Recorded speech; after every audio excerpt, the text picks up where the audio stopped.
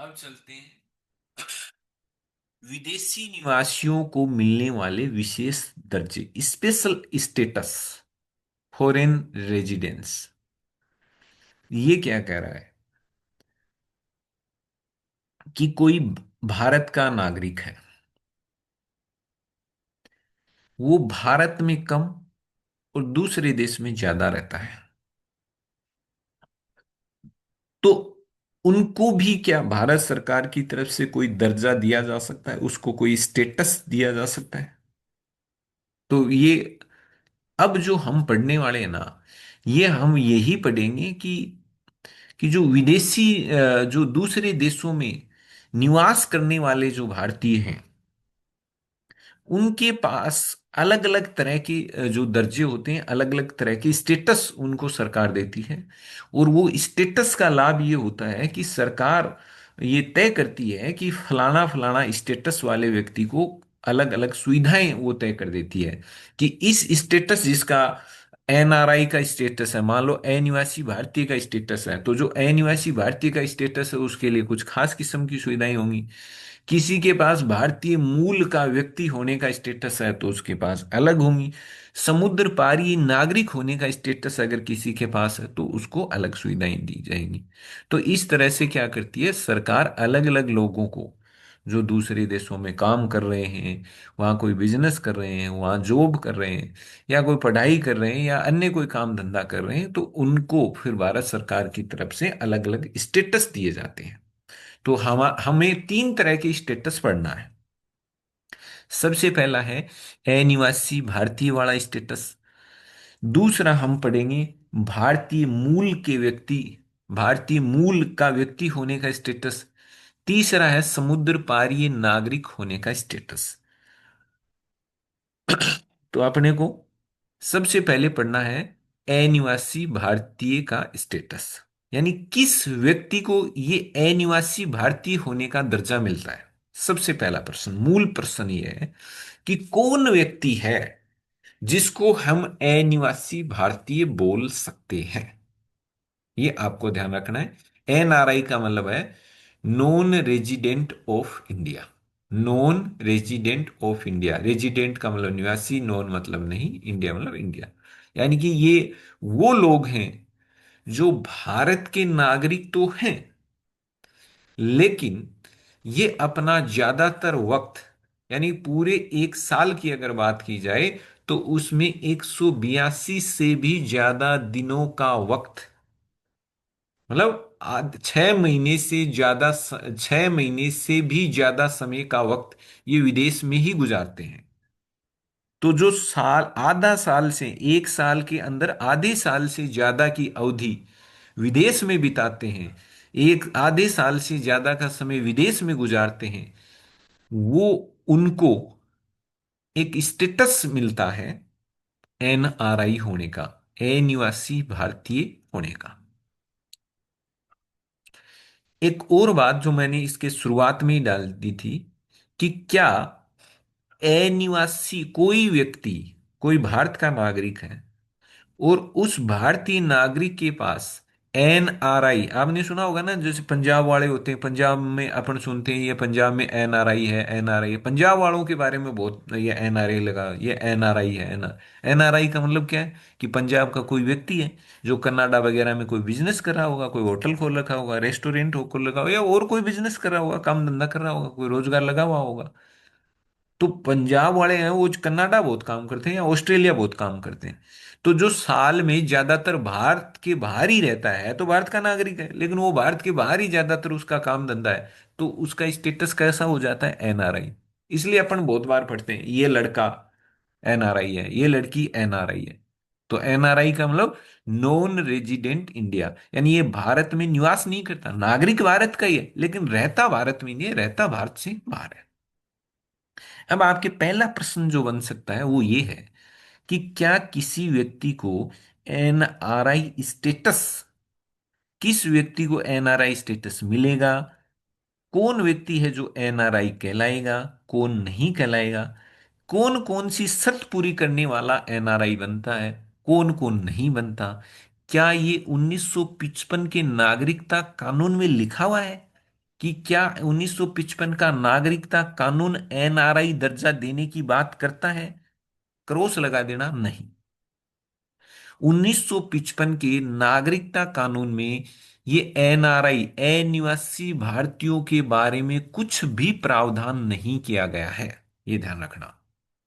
यानी कि 1955 का नागरिकता कानून अनिवासी भारतीयों के बारे में किसी भी बात का कोई उल्लेख नहीं करता, कोई वर्णन नहीं करता, कुछ भी लिखा हुआ नहीं है। तो आपको कंफ्यूज कर दे कोई,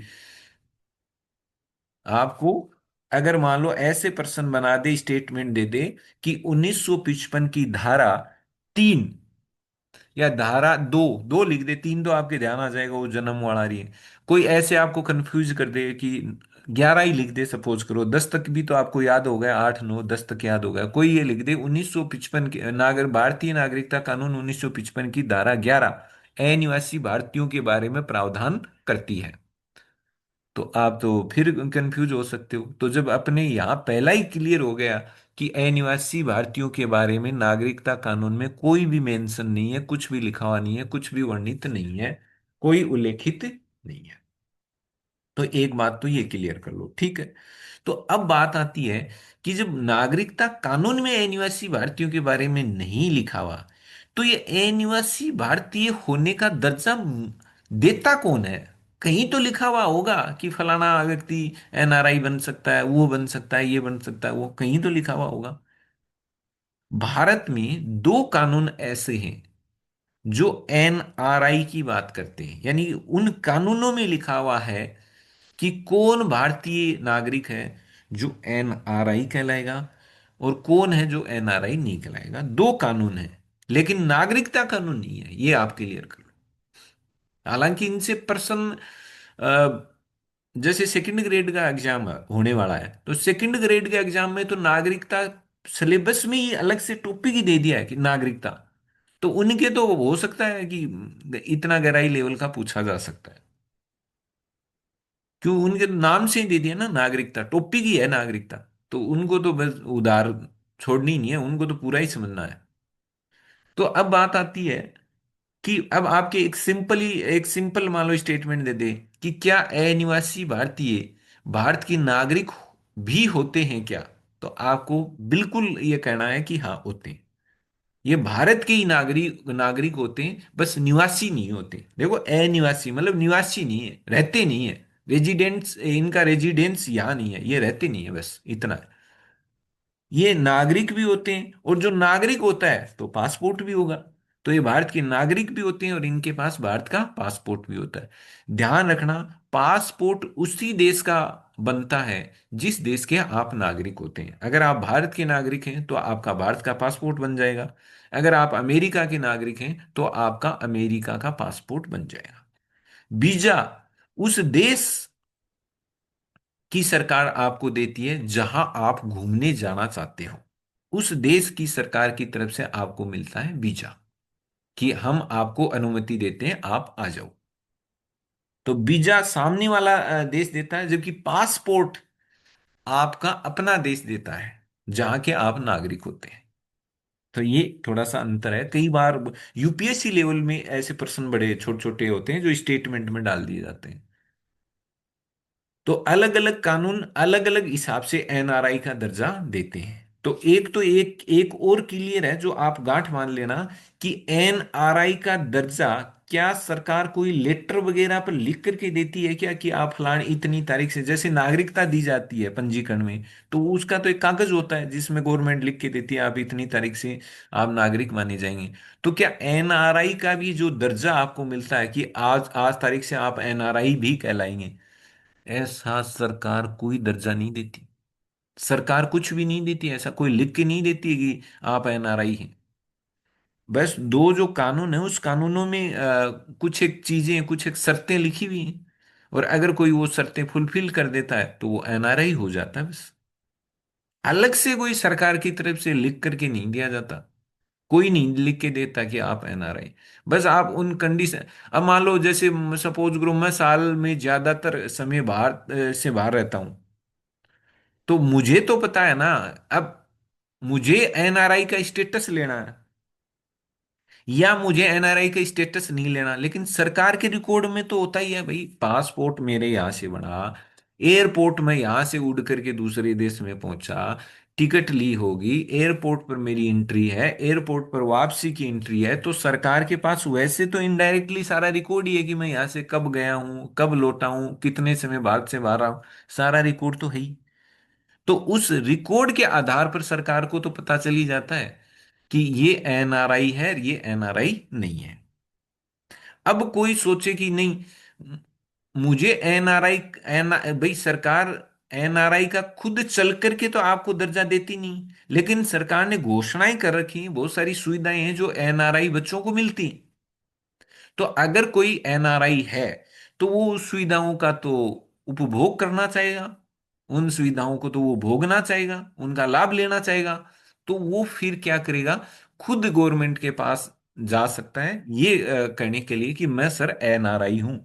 तो गवर्नमेंट फिर उसको वही पूछ लेगी, बताओ कैसे यकीन कर ले आप पर कि आप एनआरआई हैं। तो वो फिर बताएगा देखो, ये रहा मेरा वीजा, ये रहा पासपोर्ट, ये रहा मैं यहाँ से वहाँ, मैं वहाँ ये काम करता हूँ, इतने दिन मैं वहाँ रहा, ये वो ऐसा वो पूरा डिटेल होता है। तो उससे फिर उसको एनआरआई का स्टेटस अपने आप ही उसका हो जाता है, सरकार कोई अलग से नहीं देती। लेकिन इनके निष्कर्ष के रूप में यह है कि ये साल में ज्यादातर समय विदेश में रहते हैं। ये तो मैंने आपको बता दिया कि एनआरआई कौन होते हैं, जो ज्यादातर समय क्या गुजारते हैं, विदेश में गुजारते हैं। ध्यान एक और इम्पोर्टेंट फैक्ट पर आप दे दें कि जो अधिकारी सरकार की तरफ से यूएनओ में काम करते हैं या विदेशों में नियुक्त होते हैं, जिनको विदेशों में भेजा जाता है, उनको भी एनआरआई का दर्जा सरकारें देती हैं। जैसे भारत सरकार है, भारत सरकार ने अपने किसी अधिकारी को यूएनओ में भेजा, यानी कि संयुक्त राष्ट्र संघ में। भाई भारत का भी तो प्रतिनिधि होता है संयुक्त राष्ट्र संघ में। तो संयुक्त राष्ट्र संघ में भारत सरकार ने अपनी तरफ से किसी अधिकारी को वहां पर नियुक्ति दी कि आप यूएनओ में भारत सरकार का प्रतिनिधि करोगे, भारत का प्रतिनिधित्व आप करोगे। तो जो यूएनओ में भारत सरकार ने अपने किसी अधिकारी को भेजा है, तो उसको भी एनआरआई का दर्जा भारत सरकार की तरफ से मिल जाता है। यानी वो एनआरआई हो गया। भारत सरकार का ये नियम है कि जो वहां दूसरे देश में जिसको भी पोस्टिंग दी जाएगी, अब फिर आपके आएगा सर इसमें भी कोई लिख के देता है, लिख के नहीं है, रूल ही बना हुआ है, सिद्धांत बना हुआ है कि जो भी भारत सरकार का अधिकारी यूएनओ में काम कर रहा है या कोई दूसरे देश में, जैसे राजदूत के रूप में उसकी पोस्टिंग हुई, राजदूत के रूप में वो वहां काम कर रहा है, तो वो एनआरआई वाली सुविधाओं का भोग कर सकता है। एनआरआई का उसके पास स्टेटस है, अपने आप ही हो गया है। ये एक प्रिंसिपल बना रखा है, सिद्धांत है। एनआरआई का दर्जा परमानेंट नहीं है, ये भी बात है। ये छोटे छोटे स्टेटमेंट आ जाते हैं कि जो एक, मान लो मैं ही डाल दूं कि जो एक बार एनआरआई बन जाता है वो पूरे जीवन भर एनआरआई बना रहता है। ये लो, छोटी चीज है आपको यार, पर्सन सर एक की बार तो 100% आया कि मैं तो होगा कंफ्यूज। तो ये छोटे छोटे हैं जो मैंने टुकड़ों में डाल रखे हैं। एनआरआई का दर्जा परमानेंट नहीं है भाई। क्यों नहीं है? मान लो कोई एक आदमी है जो एक साल तो 364 से ही 1/4 दिन हुए आपा माना, तो 364 दिन मान लो मोटा मोटा। तो 364 दिन में से एक आदमी एक साल 200 दिन देशों बाहर ही हो, तो कानून के हिसाब से वो एनआरआई हो। लेकिन अगली साल जय अगली साल पर मान लो वो एक दिन भी दूसरे देश में कुन गयो, तो वो एनआरआई कुन हो अगली साल। तो इसका मतलब एनआरआई का दर्जा साल दर साल बदलता रहता है। जिस साल आपने 6 महीने से ज्यादा का वक्त मतलब भारत से बाहर गुजारा है, तो उस साल आप एनआरआई हो गए हैं। जैसे ही अगले साल आपने अगर ये कंडीशन फुलफिल नहीं की, तो आप एनआरआई नहीं कहलाओगे, आप एनआरआई वाला फायदा नहीं ले सकते। तो एनआरआई का जो स्टेटस आपको हासिल हुआ एज ए व्यक्ति के रूप में, वो कब हासिल होता है? जब आप 6 महीने से ज्यादा का वक्त, मतलब 182 दिन से ज्यादा का वक्त आपने विदेश में गुजारा है। तो अब ये गुजारने वाला ये आप भारत के नागरिक तो हैं। अब हो सकता है आप मान लो 5 साल तक तो आपने ज्यादातर समय वहां रहा, तो आपने वहां गुजारा, तो आप 5 साल तक आपके पास एनआरआई का स्टेटस है। छठे साल आप भारत में आ गए, भारत में भारत से आपने दोबारा बाहर गए ही नहीं, तो अब आपके पास एनआरआई का स्टेटस खत्म हो जाएगा। तो इसलिए एनआरआई का स्टेटस परमानेंट नहीं है, ये बार बार बदल सकता है। सरकार कोई इसका प्रमाण पत्र जारी नहीं करती, ये बात मैंने आपको कही दी है, जो कि ये बताए कि आप एनआरआई है। यानी एनआरआई साबित करने वाला, आप कहीं ऐसा नहीं है कोई कागज लेके नहीं घूम सकते, देखो मुझे सरकार ने कहा है, ये देखो मैं एनआरआई हूं, एनआरआई हूं। ऐसा कोई प्रमाण पत्र सरकार की तरफ से नहीं दिया जाता है। ये देखो मैंने पूरी कोशिश की है अपनी तरफ से छोटी छोटी चीजें। तो एक बार फिर से आप सभी का स्वागत है। और अपन पढ़ रहे हैं नागरिकता वाले टॉपिक को, और नागरिकता वाले टॉपिक में भी अपन पढ़ रहे हैं जो कुछ एक तीन तरह के जो विशेष दर्जे जो भारत में जो भारत के बाहर रहने वाले लोगों को दिए जाते हैं, उनमें सबसे पहला हम जो दर्जा जो हम पढ़ रहे हैं, जो भारत के बाहर रहने वाले भारत के नागरिकों को जो मिलता है, वो है अनिवासी भारतीय। अनिवासी भारतीय का मतलब क्या है? ये रहा अनिवासी भारतीय। इसका सीधा सा मतलब होता है एनआरआई। ये नाम आपने खूब सुना है। एनआरआई का मतलब है नॉन रेजिडेंट ऑफ इंडिया, यानी भारत के नॉन रेजिडेंट का मतलब ये है अनिवासी, भारत में निवास नहीं करते। तो हमने इसके बारे में कुछ फैक्ट्स आपने जान लिए थे, एक बार मैं आपको क्विक रिवीजन करा देता हूँ। अगर आपके एनआरआई से, और एक आगे आएगा पीआईओ, इनसे रिलेटेड, और एक आगे आएगा ओसीआई, ये तीन स्टेटस है। आजकल पीआईओ बंद हो गया है, इसको ओसीआई में 2015 में ओसीआई में मिला दिया। पहले पीआईओ कार्ड जारी होता था, अब पीआईओ कार्ड अलग से नहीं होता। 2015 के बाद में केवल एक ही कार्ड है, वो है ओसीआई। तो पीआईओ को 2015 में ओसीआई जो योजना है उसमें मिला दिया गया। ये क्या है क्या नहीं है, पूरी फॉर्म क्या है, वो सब अपन आगे पढ़ेंगे। तो ये तीन स्टेटस हैं। तो सबसे पहले एनआरआई। एनआरआई कौन होता है? Non resident. तो नॉन रेजिडेंट में ही देखो, रेजिडेंट मतलब निवासी, नॉन रेजिडेंट का मतलब जो निवासी नहीं है। तो नॉन अनिवासी भारतीय कौन होते हैं? जो, एक तो ये याद कर लेना कि अनिवासी भारतीय, अगर कोई स्टेटमेंट आ जाए कि मतलब एनआरआई के, एनआरआई वह व्यक्ति होता है जो भारत के बाहर रहता है और जिस देश में रहता है उसके पास उसकी नागरिकता होती है। मतलब समझ जाना, कंफ्यूज कर रहा है आपको। नागरिक अनिवासी जो भारतीय होते हैं, इसका मतलब नाम ही देख लो, अनिवासी भारतीय। भारतीय तो हैं, बस निवास नहीं करते, ज्यादातर समय भारत के बाहर रहते हैं, तो ये हो गए अनिवासी। तो ये क्या होते हैं? पक्का कर लो कि नागरिक होंगे। ये क्या होते हैं? भारत के नागरिक होते हैं। और जो जो कोई भारत का नागरिक है, तो आप जिस देश के नागरिक होते हैं उसका आपको पासपोर्ट मिलता ही है। तो इनके पास किसका पासपोर्ट होता है? भारत का।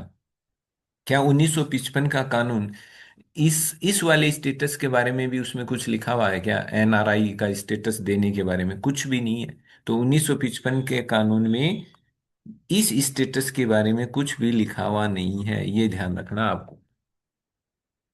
इस वाले में कुछ भी लिखा हुआ नहीं है, तो ये आप याद करें। और अब बात आती है, तो फिर ये जो स्टेटस मिलता है, एनआरआई स्टेटस, ये कौन देता है? इसके बारे में कहाँ लिखा हुआ है? क्या विशेषताएं होती हैं? किस व्यक्ति को एनआरआई का स्टेटस मिलता है? तो ध्यान रखना, एनआरआई का स्टेटस ये कानून नहीं देता, पहली बात।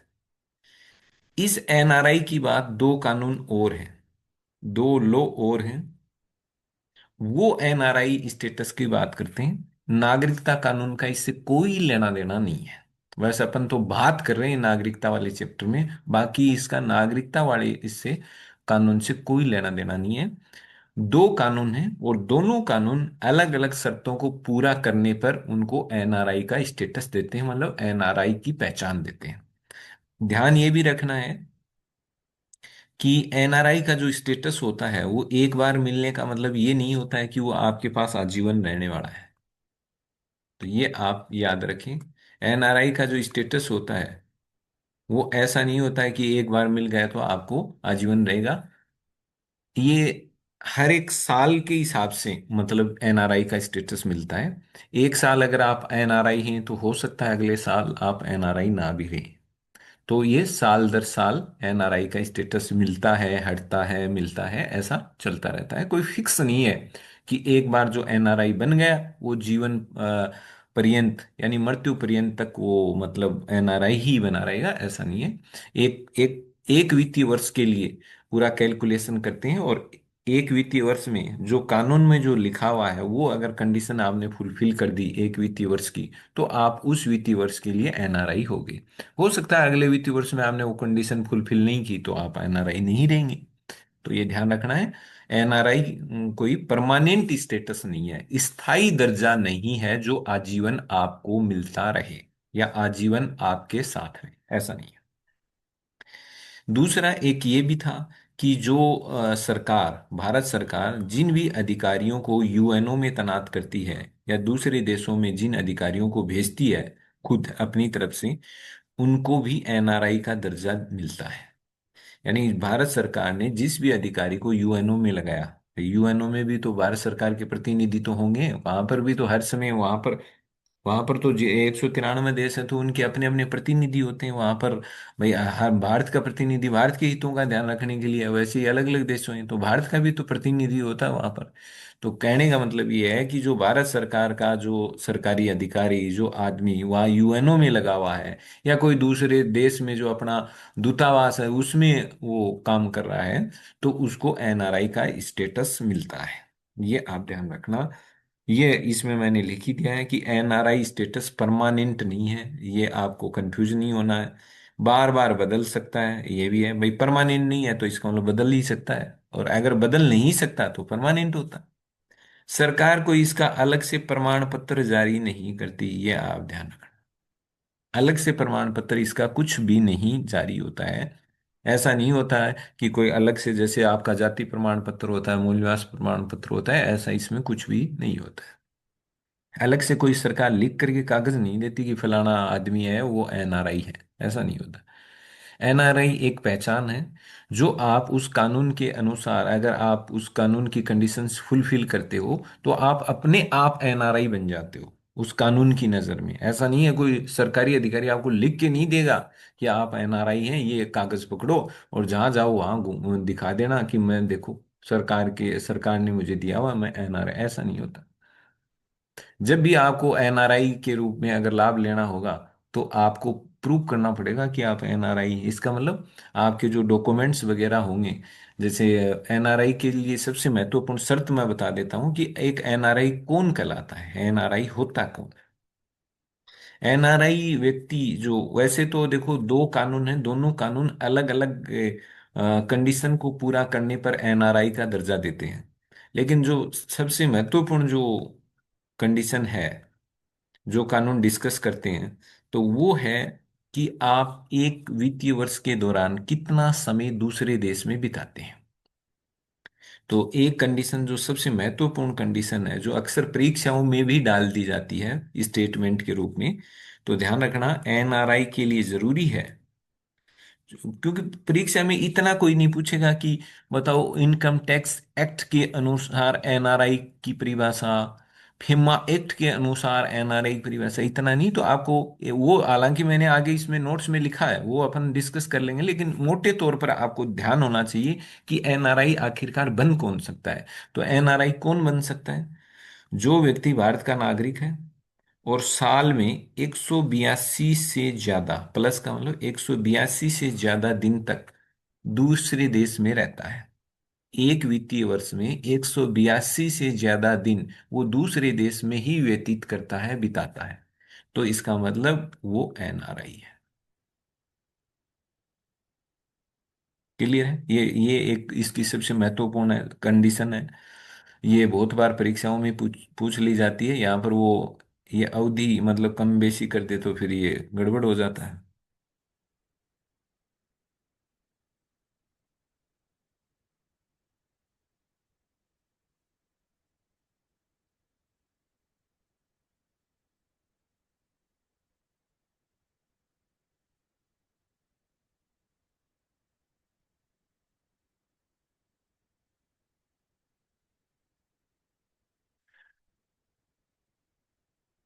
तो ये आपको क्लियर हो गया होगा कि जो इसको सरकार इसका कोई प्रमाण पत्र तो देती नहीं है, और आप एनआरआई हैं या नहीं ये व्यक्ति को ही साबित करना होता है। तो वो अपने आप प्रूफ हो जाता है कि जैसे मान लो आप अगर आप दूसरे देश में गए हैं तो वीजा भी है, पासपोर्ट भी है, यहाँ से आप कब गए हैं, ये सारा कुछ रिकॉर्ड तो होता ही है। आप इसमें अगर मान लो आपने कुछ गफलत की या झूठ साज करके आपने कहा, आपने साबित करने की कोशिश की एनआरआई हूं, तो कल को अगर पकड़े गए तो फिर सजा मिलेगी। इसलिए कोई इसमें गड़बड़ करता नहीं है, और करेगा भी तो कैसे, कोई ऐसा तो है नहीं, पैदल चल के तो गया नहीं, प्लेन में बैठ के गया होगा, दूसरे देश में गया है, तो फिर उसका सारा रिकॉर्ड मिल जाता है। तो एनआरआई वाली अगर सुविधाएं लेनी होती हैं तो आपको बताना पड़ेगा कि मैं एनआरआई हूं, तो गवर्नमेंट पूछेगी बताओ किस आधार पर कह रहे हो कि आप एनआरआई हैं। तो फिर वो अपने वो डॉक्यूमेंट्स दिखा देगा, देखो मैं तो, आप तो कह रहे हो 182 से ज्यादा दिन, मैं तो पूरे 364 में से 300 दिन तो मैं तो भारत के बाहर ही रहता हूँ, मेरा वहाँ बिजनेस है, काम है, नौकरी है, कुछ भी हो। तो आप वो बताते हो तो फिर आपको एनआरआई स्टेटस मिल जाता है। तो क्या एनआरआई पहचान प्राप्त करने के लिए सरकार के पास कोई आवेदन करना होता है, कोई एप्लीकेशन फॉर्म भर करके आपको जमा कराना पड़ता है क्या, या फिर कोई रजिस्ट्रेशन वगैरह कराना होता है क्या? तो उत्तर है कुछ भी नहीं। जैसे आप पंजीकरण से अगर आपको नागरिकता लेनी है, देशीयकरण से नागरिकता लेनी है, तो आपको आवेदन फार्म जमा कराना पड़ता है, तब जाकर के आपका रजिस्ट्रेशन होता है। भाई रजिस्ट्रेशन नाम ही देख लो, रजिस्ट्रेशन, तो रजिस्ट्रेशन तो तब होगा ना जब आप लोग अपने बारे में सूचनाएं दोगे, तभी तो आपका नाम लिखा जाएगा, और तभी आपका वो रजिस्ट्रेशन होगा, तब आपको एक नंबर मिल जाएगा, रजिस्ट्रेशन नंबर। तो रजिस्ट्रेशन में जैसे आप आवेदन फार्म सरकार के अधिकारी के पास जमा कराते हैं, फिर वो आपका नाम रजिस्टर्ड करता है, रजिस्टर में लिखता है, फिर एक नंबर होता है, ये सारा प्रोसेस होता है। तो ये कह रहा है कि क्या कोई व्यक्ति जिसको एनआरआई का स्टेटस चाहिए, तो क्या उसको भी ऐसे ही कोई आवेदन फॉर्म सरकार के पास सबमिट करना पड़ता है क्या, आवेदन फॉर्म सरकार को जमा कराना पड़ता है क्या, ऐसा कुछ होता है क्या, या फिर उसको खुद जाकर के किसी सरकारी कार्यालय में उसको अपना रजिस्ट्रेशन कराना होता है क्या? कुछ भी नहीं कराना, न कोई रजिस्ट्रेशन कराना, न कोई फार्म भर कर ही जमा कराना, कुछ नहीं होता है, ऐसा होता ही नहीं। क्योंकि एनआरआई ये ऐसा होता तो इसका मतलब एनआरआई जो व्यक्ति होता उसको तो फिर गवर्नमेंट कोई ना कोई सर्टिफिकेट देती, लेकिन गवर्नमेंट तो कुछ सर्टिफिकेट देती नहीं है। तो इसका मतलब एनआरआई स्टेटस प्राप्त करने के लिए आपको कोई भी आवेदन वगैरह नहीं करना, कहीं भी किसी भी ऑफिस में किसी भी अधिकारी के समक्ष आपको कोई कोई आवेदन नहीं करना होता है। भारत में दो कानून हैं, ये मैंने आपको अभी बताया ही था, दो कानून हैं जो व्यक्ति को एनआरआई पहचान देते हैं। एनआरआई की जो पहचान देने वाले क्या हैं, दो कानून हैं, बस आपको इसको पढ़ लेना है बिल्कुल सिंपल तरीके से। और दोनों में एनआरआई का स्टेटस मिलने के लिए दोनों में अलग अलग शर्तें हैं, यानी दो कानून है, ये ध्यान रख लेना एक। क्योंकि नागरिकता जहाँ टॉपिक है वहां तो क्या पता, भरोसा नहीं है आजकल, पेपर का लेवल खतरनाक आ जाए। तो एनआरआई जो स्टेटस की बात करने वाले भारत में दो कानून हैं जो एनआरआई की बात करते हैं, और दोनों कानून अलग अलग शर्तों,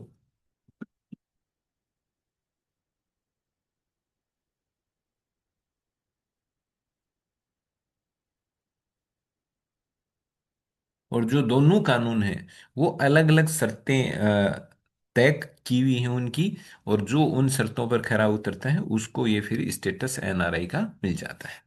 तो देखते हैं, ये कह रहा है कि जो इनकम टैक्स एक्ट है ना, इनकम टैक्स एक्ट,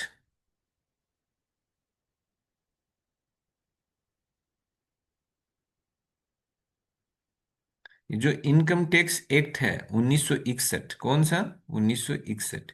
ये जो आपका इनकम टैक्स एक्ट है, ये एक तो ये बात करता है, ये याद कर लेना, कौन सा? 1961 का जो इनकम टैक्स एक्ट है, इसमें भी एनआरआई लिखा हुआ है, ये ध्यान रखना। इस एक्ट में एनआरआई की बात की गई है, इसमें तो बाकायदा ये एनआरआई लिखा हुआ भी है। तो ये इनकम टैक्स एक्ट 1961 कौन सी कंडीशन रखता है एनआरआई बनने के लिए, ये ध्यान रखना है। तो ये जो एक्ट है ना, ये कह रहा है कि अगर आपको इस एक्ट के हिसाब से एनआरआई का दर्जा चाहिए, तो ये आपके दिनों को गिनता है। ये आपके क्या गिनता है? दिनों को काउंट करता है। किसको? दिन। कौन से दिनों को? जो आपने विदेश में बिताए हैं। तब जाकर के इस एक्ट के हिसाब से आपको एनआरआई का दर्जा मिलता है। तो कितने? अब इसमें है वो जो मैं बता रहा था ना अभी, 182 दिन से ज्यादा दिन। तो आपके महत्वपूर्ण शर्त ये है, प्लस, यानी कि 182, क्योंकि 364 हो गए ना, 364 साल में होते हैं, तो 182 से ज्यादा होने चाहिए। इसका मतलब 6 माह से ज्यादा का समय अगर आप भारत से बाहर रहे हुए हो तो आप हकदार हो गए हो। तो ये क्या कह रहा है, ये जो इनकम टैक्स एक्ट 1961 एनआरआई का दर्जा देने के लिए क्या शर्त लगाता है, ये कह रहा है कि जिसको एनआरआई का दर्जा चाहिए उसे एक वित्तीय वर्ष में, एक फाइनेंशियल ईयर में 182 दिन से ज्यादा का समय कहाँ बिताना पड़ेगा? फॉरेन में। कहाँ? फॉरेन में। अगर आपने 182 दिन से ज्यादा फॉरेन में बिताए तो इनकम टैक्स एक्ट आपके ऊपर लागू हुआ। और इनकम टैक्स जब भी, भाई इनकम टैक्स के हिसाब से आपने वहां काम भी किया होगा, वहां पर आपने विदेशी मुद्रा कमाई होगी, उसको आपने भारत भेजा होगा, वो भारत में आप वो विदेशी मुद्रा को भारतीय मुद्रा में बदला गया होगा, ट्रांजैक्शन हुआ होगा। तो इन पर इनकम टैक्स की भी तो नजर रहती है कि आपने वहां कितना कमाया, कितना भारत भेजा, कितना कौन सी करेंसी को किस करेंसी में आपने चेंज किया। ये सारा कुछ सरकार की निगरानी में तो होता ही है, सरकार तो ध्यान रखती है। तो इनको सब ध्यान रहता है। तो इस इनकम टैक्स एक्ट ने ये परिभाषा तय कर दी कि जो 182 दिन से ज्यादा का समय अगर विदेश में बिताए तो उसको आप एनआरआई मान लो। और एनआरआई के हिसाब से ही फिर उसके साथ में आपको व्यवहार करना है। क्योंकि फिर एनआरआई के लिए अलग अलग सुविधाएं भी तो हैं। जिसके पास एनआरआई का स्टेटस है उसको फिर कुछ विशेष सुविधाएं दे देती है गवर्नमेंट। वो भी तो है, इसलिए फिर तभी तो कोई कहेगा कि हाँ एनआरआई का स्टेटस लेना चाहेगा। जबकि फेमा एक्ट, तो ध्यान रखना, एक तो हो गया इनकम टैक्स एक्ट,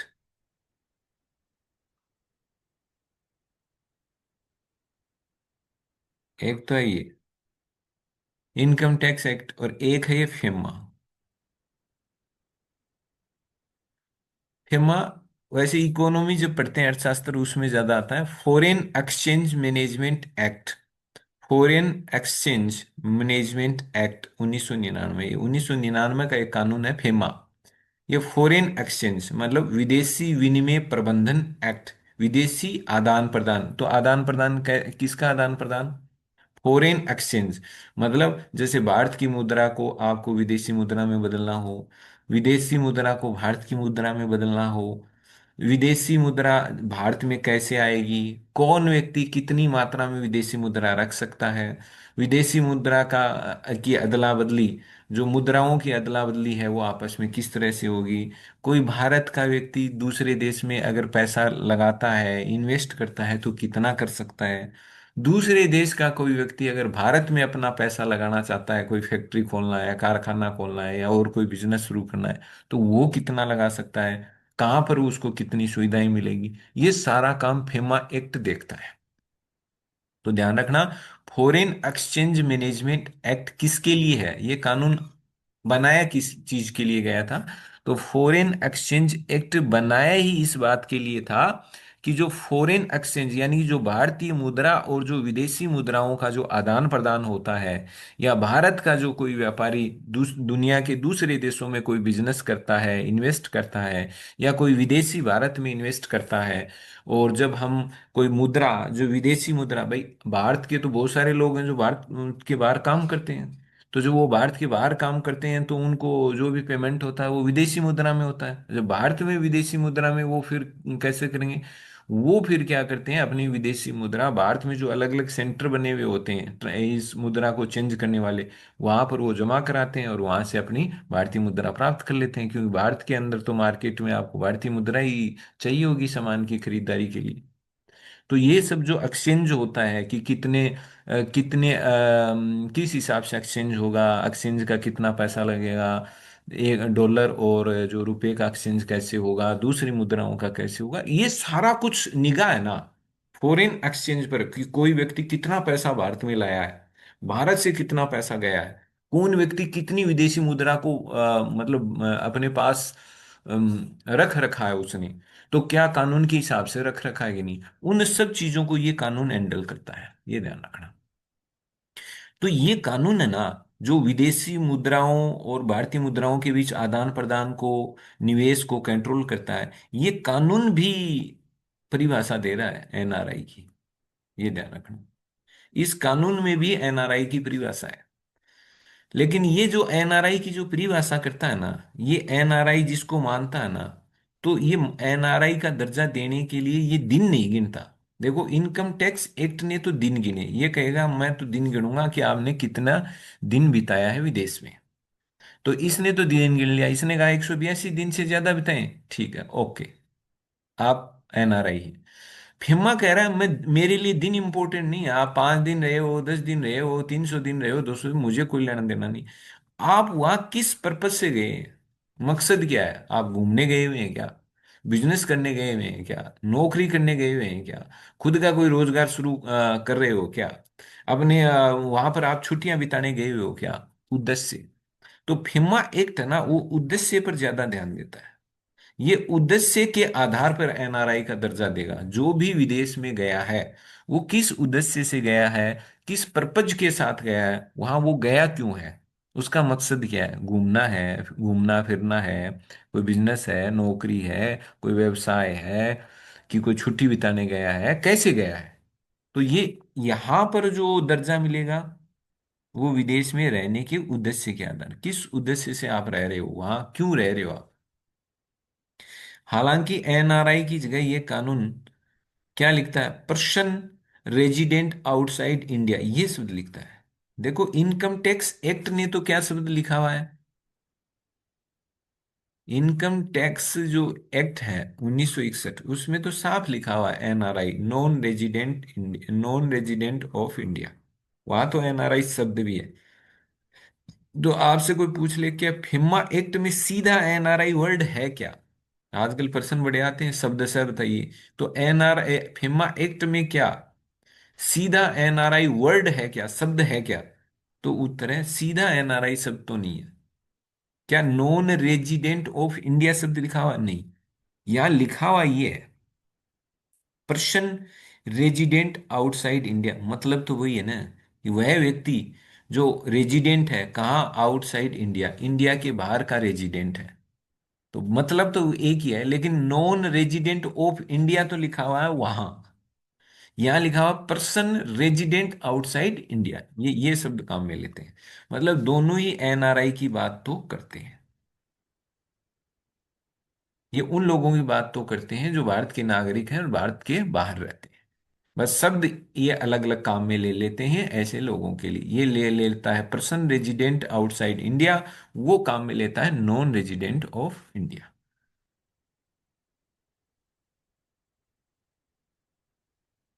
अब देखो, फिम्मा के अनुसार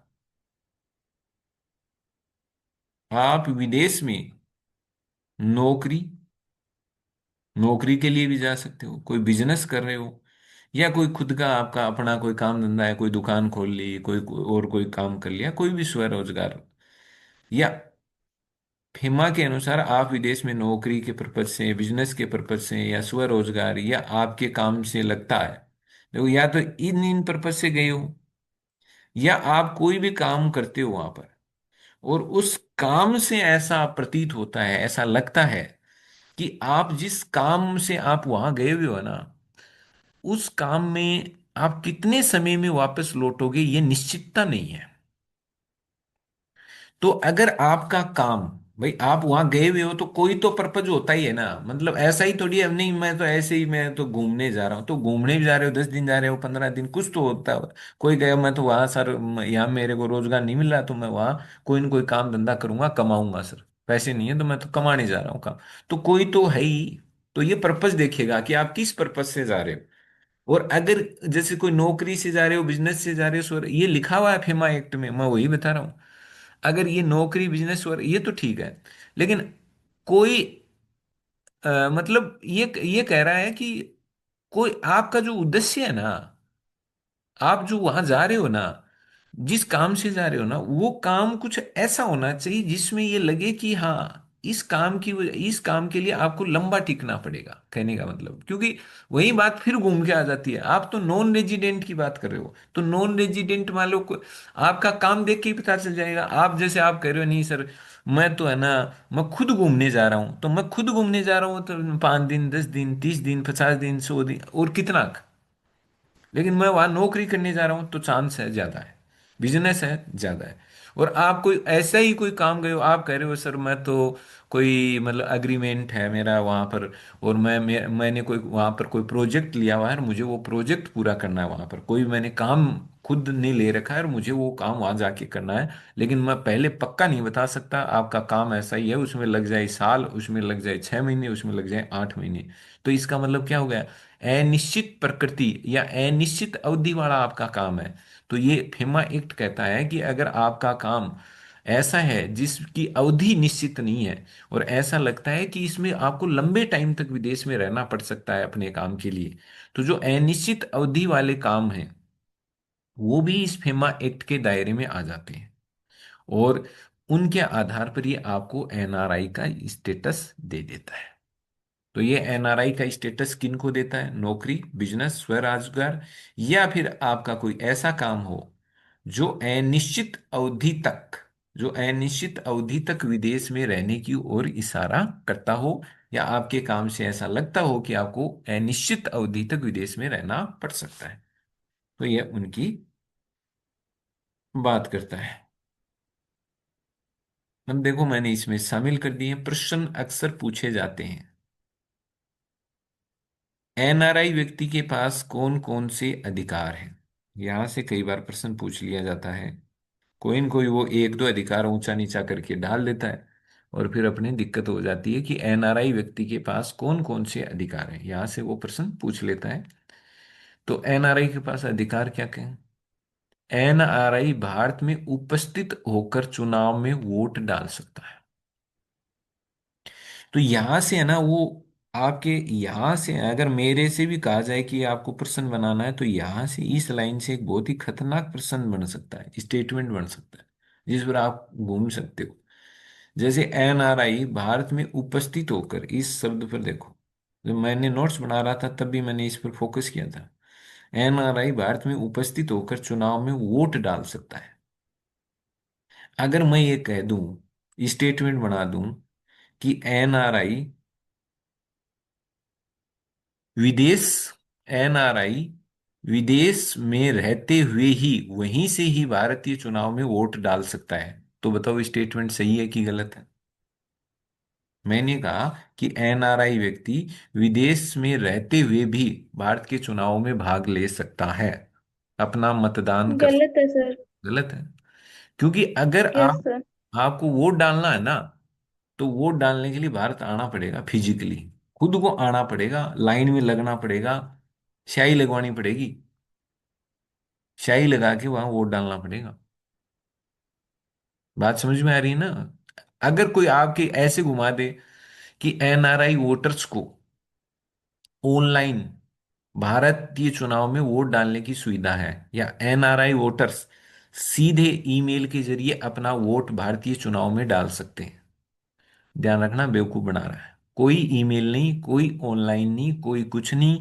अगर भारत के चुनाव में अगर आपको वोट डालना है, तो प्लेन में टिकट कराओ, बैठो, और सीधे अपने एयरपोर्ट उतरो, वहां से अपने गांव जाओ, गांव में अपने मतदान केंद्र जाओ, वहां लाइन में लग जाओ, वहां पर जाओ, वोट डाल के आओ।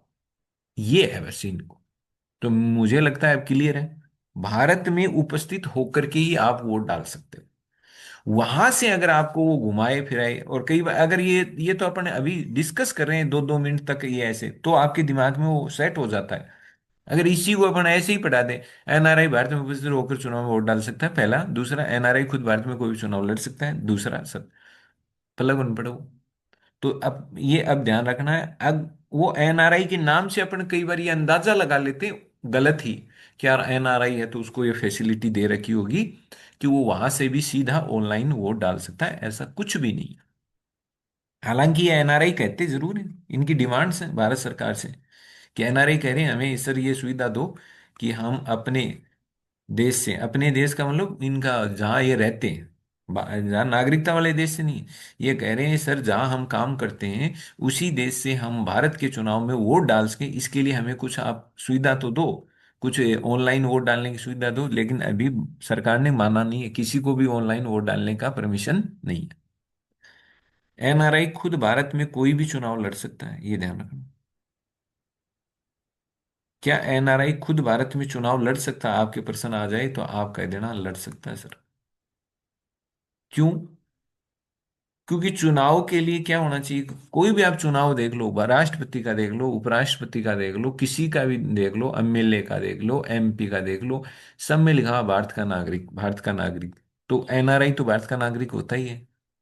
तो हाँ, बस केवल भाई नागरिकता के आधार पर तो वो अटकेगा ही नहीं। हाँ, ऐसा हो सकता है कि जैसे कोई चुनाव है, उस चुनाव के लिए आपको पता है हर चुनाव के लिए अलग अलग पात्रताएं, अलग अलग योग्यताएं होती हैं। अगर आप सरपंच का चुनाव लड़ रहे हो तो आपके लिए अलग से लिखा हुआ होगा कि उम्र तो होनी ही चाहिए, भारत का नागरिक होना ही चाहिए, प्लस आपको ये शर्तें भी पूरी करनी पड़ेंगी, ये पात्रताएं भी आपके पास होनी चाहिए। उन पात्रताओं में खरे नहीं उतरते तो नहीं लड़ सकते, वो बात अलग है। लेकिन क्या आप चुनाव लड़ नहीं सकते? क्या लड़ सकते हैं? क्यों? क्योंकि भारत के नागरिक तो हैं। तो भारत के नागरिक है तो ये शर्त तो आपकी क्लियर है ही। जितने भी बड़े बड़े चुनाव देखोगे, राष्ट्रपति चुनाव में लिखा होता है भारत का नागरिक होना चाहिए पहला। दूसरा, उम्र 35 साल। तो 35 साल उम्र आने में तो कौन सा है, वो कोई अलग से तो मेहनत करता नहीं है, वो तो धीरे धीरे सबकी आती है। तो 35 साल हो गई, भारत के नागरिक हैं। अन्य जो भी हैं, आप लोकसभा का सदस्य बनने के योग्य होने चाहिए, और भी अगर कोई भी समय समय पर मान लो संसद कानून बना के कोई नई योग्यताएं जोड़ दे, तो उन पर आपको खरा उतरना वो आपकी अलग से जिम्मेदारी है। हाँ, लेकिन जिन जिन चुनावों में ये है कि नागरिक, भारत का नागरिक होना चाहिए, तो उस शर्त को तो ये पूरा करते हैं। क्योंकि चुनाव में ये कोई शर्त है ही नहीं, कि निवास वाली तो शर्त है ही नहीं। भाई और तो ये है ही, भारत के तो नागरिक हैं ही, बस निवासी नहीं है, भारत में निवास नहीं करते, रहते नहीं है, बाकी तो भारत के नागरिक तो ही, और चुनाव के लिए भारत का नागरिक चाहिए। तो ये लो, तो ये चुनाव लड़ लेते हैं। अगर इसमें और कोई घुमा फिरा के देना, तो मेरा ये कहना है सोच करके देना है। आपको दिमाग अपना कॉमन सेंस रखना है कि अच्छा भारत का नागरिक तो है, रहता नहीं है।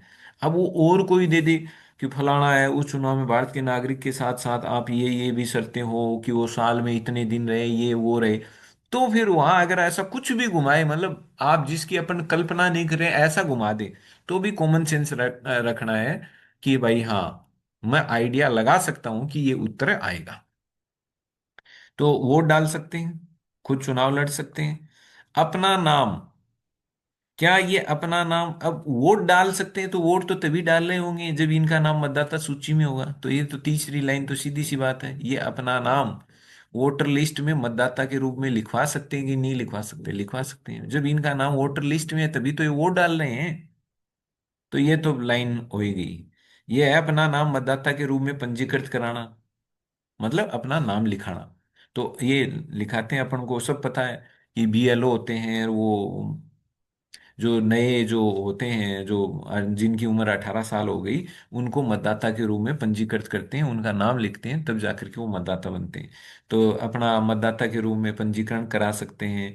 वोट डालना, चुनाव लड़ना, ये अधिकार उसे 2010 में 1950 के जन प्रतिनिधित्व अधिनियम कानून में संशोधन करने से मिले। ध्यान रखना है, जो ये जो हमने एनआरआई पढ़े हैं ना, इन एनआरआई को जो हम कह रहे हैं ना कि आप चुनाव लड़ सकते हो, आप वोट डाल सकते हो, आप वोटर लिस्ट में अपना नाम लिखवा सकते हो, मतलब आप कोई भी व्यक्ति हैं तो आप मतदाता तब बनोगे जब आपका नाम वोटर लिस्ट में होगा, तो आप मतदाता के रूप में स्वयं को पंजीकृत करा सकते हो। ये सब कब करा सकते हो?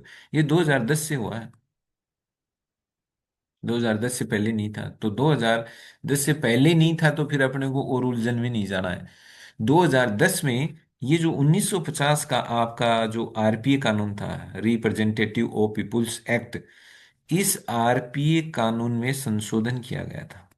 1950 के जन प्रतिनिधित्व अधिनियम या जन प्रतिनिधित्व कानून एक ही बात है, में संशोधन किया गया 2010 में। और उस संशोधन करके एनआरआई को ये अधिकार दिए गए कि आप वोटर लिस्ट में नाम लिखाओ, वोट डालो, चुनाव लड़ो, कोई दिक्कत नहीं है।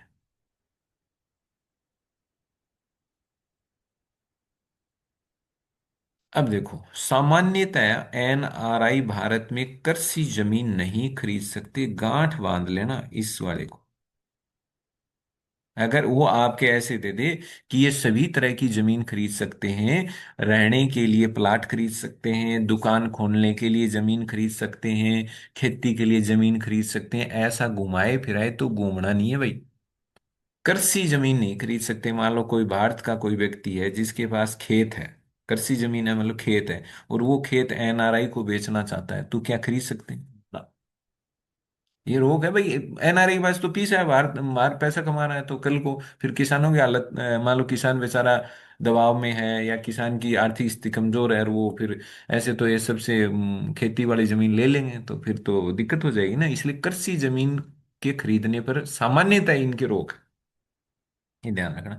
विशेष में तो ऐसे विरासत में ले सकते हैं, कोई गिफ्ट गिफ्ट ले सकते हैं, वो अलग बातें हैं। लेकिन नॉर्मल स्थिति ये है कि एनआरआई भारत में कृषि जमीन नहीं खरीद सकती। तो क्या वो रहने के लिए कोई जमीन खरीद सकते हैं क्या? जैसे मान लो मुझे आधा बीघा जमीन चाहिए, मुझे एक बढ़िया कोठी बनानी है, बंगला बनाना है। हाँ बिल्कुल, ये लिखा हुआ है।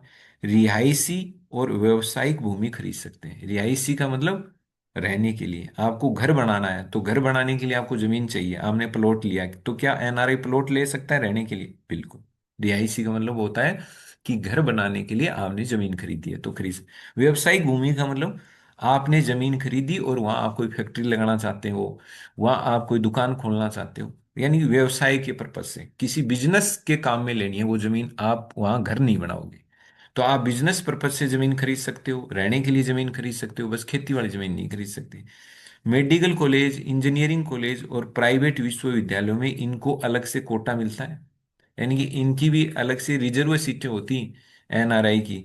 मान लो कोई 100 सीटें हैं, तो 100 में से मान लो, अपन तो एग्जाम्पल समझ रहे हैं, तो ऐसे कर दिया कि 100 में से 10 सीटें एनआरआई बच्चों के लिए। तो एनआरआई को कोटा मिलता है मेडिकल कॉलेजों में, इंजीनियरिंग कॉलेजों में और प्राइवेट विश्वविद्यालयों में एनआरआई बच्चों को कोटा मिलता है।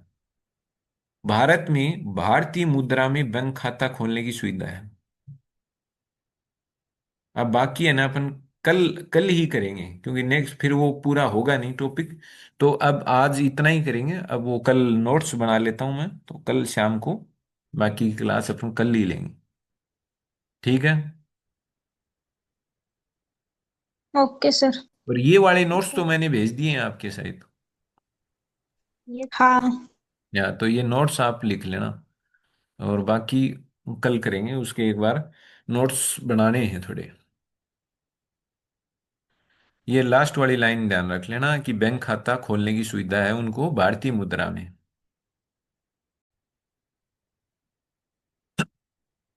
तो एक बार फिर से आप सभी का स्वागत है। आज हम बात करेंगे PIO, person of Indian origin.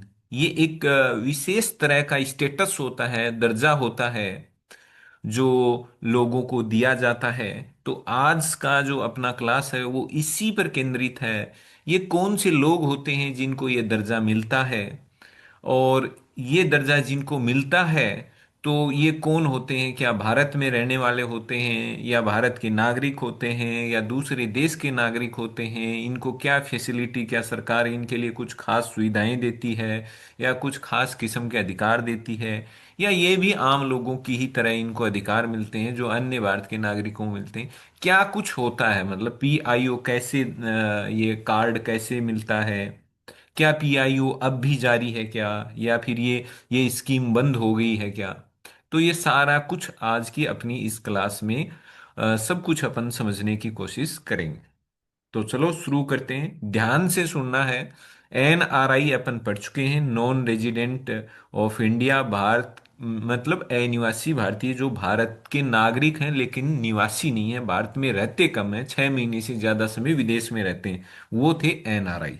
वो जो दर्जा है किसको मिलता है, कौन से एक्ट के तहत एनआरआई परिभाषित होते हैं? एनआरआई बनने के लिए आपके क्या कितने दिन काउंट कर किए जाते हैं, कौन से एक्ट में क्या आप किस पर्पज से दूसरे देश में गए हुए हो, वो सब देखा जाता है, वो हम पढ़ चुके हैं। तो हमारा सेकंड जो स्पेशल स्टेटस है वो है पीआईओ, कि पीआईओ का जो दर्जा है वो किस व्यक्ति को मिलेगा। तो सबसे पहले तो आपको ध्यान रखना है, पीआईओ का मतलब है पर्सन ऑफ इंडियन ओरिजिन, यानी हिंदी में अगर बात करें तो भारतीय मूल के व्यक्ति। यानी कि ऐसे इसमें हम उन व्यक्तियों की बात करेंगे जो भारतीय मूल के हैं, और जो भारतीय मूल के जो व्यक्ति हैं उनको ये पीआईओ कार्ड जारी होता है। हालांकि 2015 से अब पीआईओ कार्ड स्कीम बंद हो गई है, चूंकि ये पहले चली थी, इसलिए हमारे लिए ये पीआईओ कार्ड स्कीम को जानना जरूरी हो जाता है। 2015 से पीआईओ कार्ड अलग से कुछ ही नहीं होता, यानी कि 2015 तक ये स्कीम चली। 2015 में इस स्कीम को ओसीआई कार्ड स्कीम में मिला दिया गया था। तो इसका मतलब 2015 के आगे से ये स्कीम अब नहीं है। ये तो बात क्लियर हो गई। तो अब बात आती है कि ये जो पीआईओ कार्ड एक तरह का आईडी कार्ड है, जैसे जन आधार कार्ड मान लो, आपके आधार कार्ड मान लो, ऐसा ही एक पीआईओ कार्ड है। एक तरह का स्टेटस है कि भाई किस व्यक्ति को, कौन व्यक्ति है जो ये कह सकता है कि मैं पीआईओ कार्ड धारक हूं। कौन कौन व्यक्ति होंगे जो इस पीआईओ कार्ड स्टेटस प्राप्त करने के हकदार होंगे, पात्र होंगे, ये अपने को देखना है। हिंदी में कहते हैं भारतीय मूल के व्यक्ति। तो कौन कौन व्यक्ति होंगे जो भारत के बाहर रहते हैं, भारत के नागरिक नहीं है।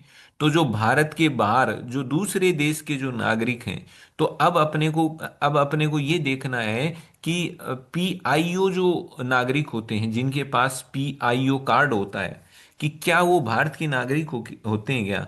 तो पहला तो क्लियर कट कर लो कि ये भारत के नागरिक नहीं होते। इसका मतलब इस मामले में ये तो गलत होनी ही नहीं चाहिए कि कौन भारत का नागरिक होता है। हमने पढ़ा कि एनआरआई जो होता है ना,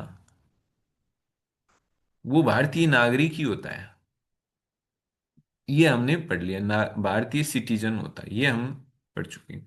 लेकिन जो पीआईओ होगा ना, जिसके पास पीआईओ कार्ड धारी जो व्यक्ति होगा, वो भारत का नागरिक नहीं होता। तो इसका मतलब पीआईओ कार्ड किसको जारी करती है सरकार, जो भारत का नागरिक नहीं है। तो ये तो क्लियर, आपके एकदम क्लियर हो जाना चाहिए कंसेप्ट कि ये पीआईओ कार्ड वाले व्यक्ति भारत के नागरिक नहीं होते, इनके पास भारत की नागरिकता नहीं होती। पहला कंसेप्ट आपके क्लियर। अब दूसरा अपन देखते हैं कि आखिरकार ये जो पीआईओ जो कार्ड जारी करने की जो स्कीम लाई गई थी कि हम लोगों को ये पीआईओ कार्ड देंगे, और पीआईओ कार्ड का मतलब है आपको एक विशेष स्टेटस, भाई जिसके पास ये कार्ड है उसका एक अलग, एक सिंपल भाषा में बात करें तो उनकी एक अलग रुतबा बन जाएगा कि हमारे पास पीआईओ कार्ड है। जैसे आपके पास कोई पुरस्कार हो, कोई बड़ा पुरस्कार हो, तो आपको लगता है नहीं नहीं मैं ये इस पुरस्कार को प्राप्त करने वाला व्यक्ति हूं, मेरे पास ये पुरस्कार है, तो आपका एक स्टेटस। हालांकि प्रस्तावना स्टेटस में अंतर नहीं करती, हम पढ़ के आए हुए हैं, लेकिन प्रैक्टिकली अगर बात करें, व्यवहार में बात करें, अपन सामाजिक जीवन में बात करें, तो इन चीजों का फर्क पड़ता है।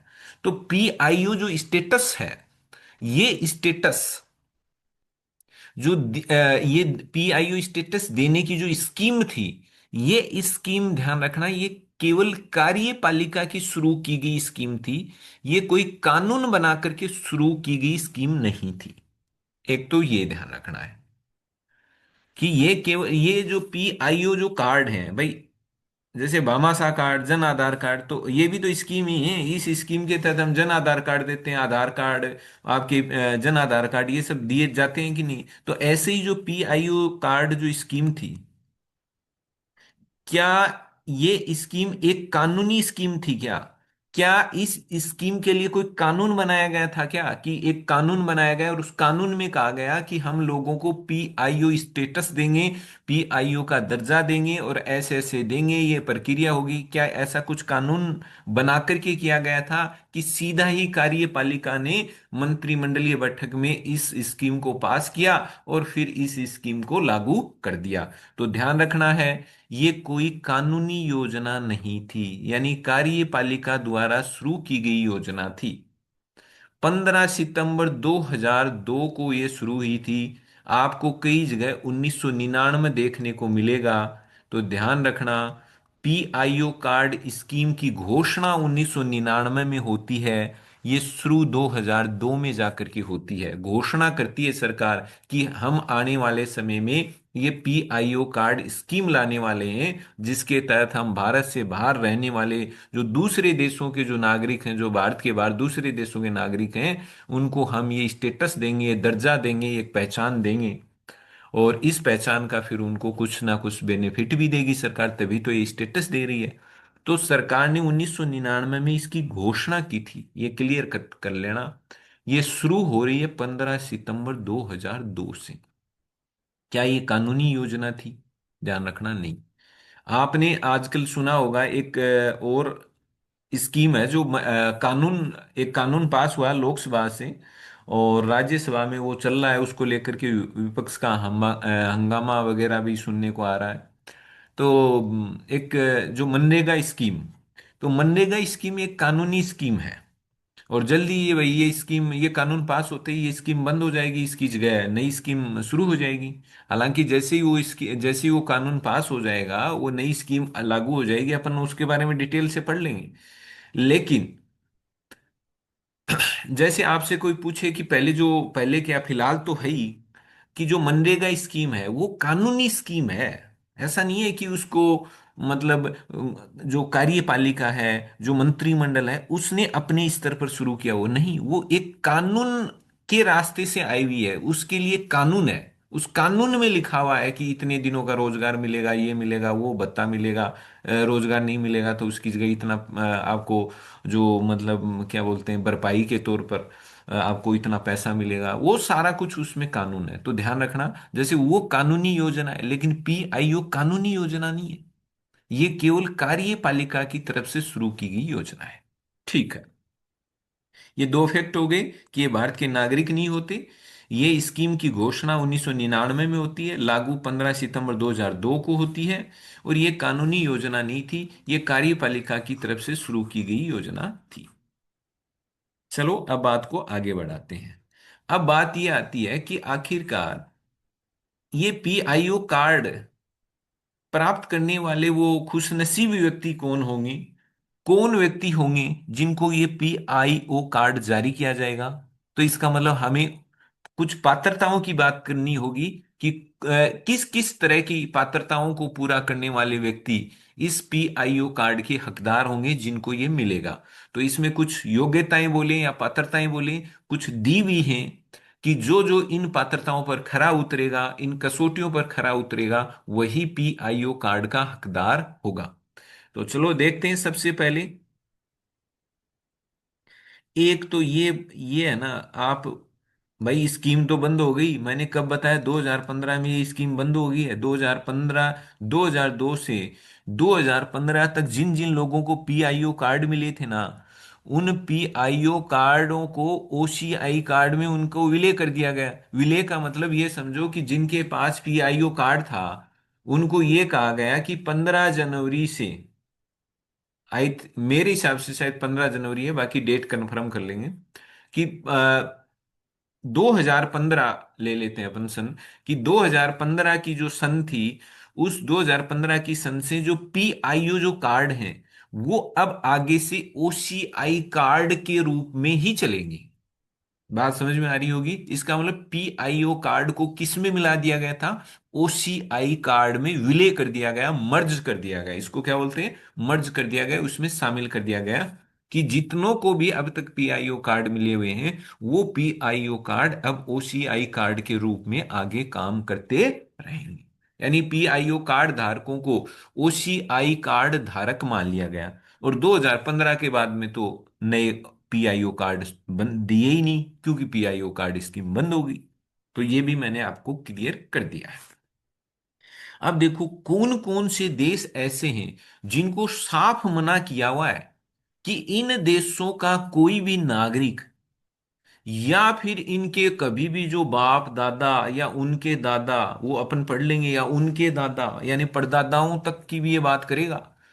अगर इन इन देशों के जो लिस्ट में नाम है, इन देशों में या तो वो आदमी जन्मा हो, या फिर उस वो आदमी नहीं जन्मा हो, उसका बाप दादा मतलब उसके मम्मी पापा, या उसके दादा दादी या परदादा परदादी भी अगर ऐसे देशों में जन्मे हैं या ऐसे देशों के नागरिक रहे हुए हैं कभी भी, तो ऐसे देशों के जो लोग होंगे ना, वो इनके बिल्कुल उसमें नहीं आएंगे पात्रता वाले में। अब देख लेते हैं अपन और क्या क्या लिखा हुआ है। पाकिस्तान याद कर लेना, बांग्लादेश, अफगानिस्तान, नेपाल, भूटान, चीन, ईरान, श्रीलंका, या अन्य उस देश का न हो जिसको सरकार सरकार यहाँ जब मैं सरकार लिखता हूं ना तो ध्यान रख लेना, ये सारे मामले कौन हैंडल करता है। आप कंफ्यूज मत हो जाना कहीं मैंने सरकार लिखा है, सरकार का मतलब केंद्र वाली। नागरिकता के सारे मामले केंद्र देखता है, तो आपको जहां भी अगर मैंने सरकार कहीं लिख दिया है तो मैंने ये सोच करके लिखा है कि अब तक आप इतने समझदार हो गए हैं कि अंदाजा लगा लेंगे कि यहां सरकार का मतलब केंद्र सरकार से है। अन्य उस देश का न हो जिसको सरकार ने अधिसूचित कर अपात्र श्रेणी में डाला है। तो ध्यान रखना, अब पीआईओ अब तो चलता नहीं, लेकिन जब तक पीआईओ 2002 से 2015 तक चला था, तब तक 2000 जब दो आया था ना, 2002 में जब ये शुरुआत में इस स्कीम शुरू की गई थी, तब केवल यही दो देश थे, पाकिस्तान और बांग्लादेश ही थे, कि इन देशों का तो कोई भी नागरिक पीआईओ कार्ड का पात्र ही नहीं होगा। सीधी सी बात थी, देखना ही नहीं है। मतलब इन देशों का तो कोई नागरिक ये कहे कि माने ही हो पीआईओ कार्ड दे दो, है ही नहीं। यानी ये देश तो अपात्र, पीआईओ कार्ड के लिए अपात्र देशों की लिस्ट में डाल दिए थे सरकार ने। शुरुआत की मैं तब की बात कर रहा हूं, 2002 में जब ये स्कीम शुरू हुई, तब उस स्कीम का जो नोटिफिकेशन जारी हुआ था, उसमें केवल पाकिस्तान और बांग्लादेश थे। लेकिन इसमें यह भी कहा गया था कि सरकार को अगर महसूस होगा या लगेगा कि इस लिस्ट में कोई अन्य देशों को भी जोड़ना है, तो सरकार नोटिफिकेशन जारी करके अन्य देशों को भी जोड़ सकती है। फिर केंद्र सरकार ने समय समय पर नोटिफिकेशन निकालते हुए ये अलग अलग देशों को भी इन अपात्र जो देशों की सूची में डाल दिया। और ये सूची बढ़ते बढ़ते इतने देशों वाली बन गई। पहले मूल जो स्कीम थी उसमें केवल दो की बात थी, और ये पावर था कि सरकार फिर अन्य देशों को भी शामिल कर सकती है। तो फिर सरकार ने पावर का यूज किया और बहुत सारे देशों को इन अपात्र देशों की लिस्ट में डाल दिया।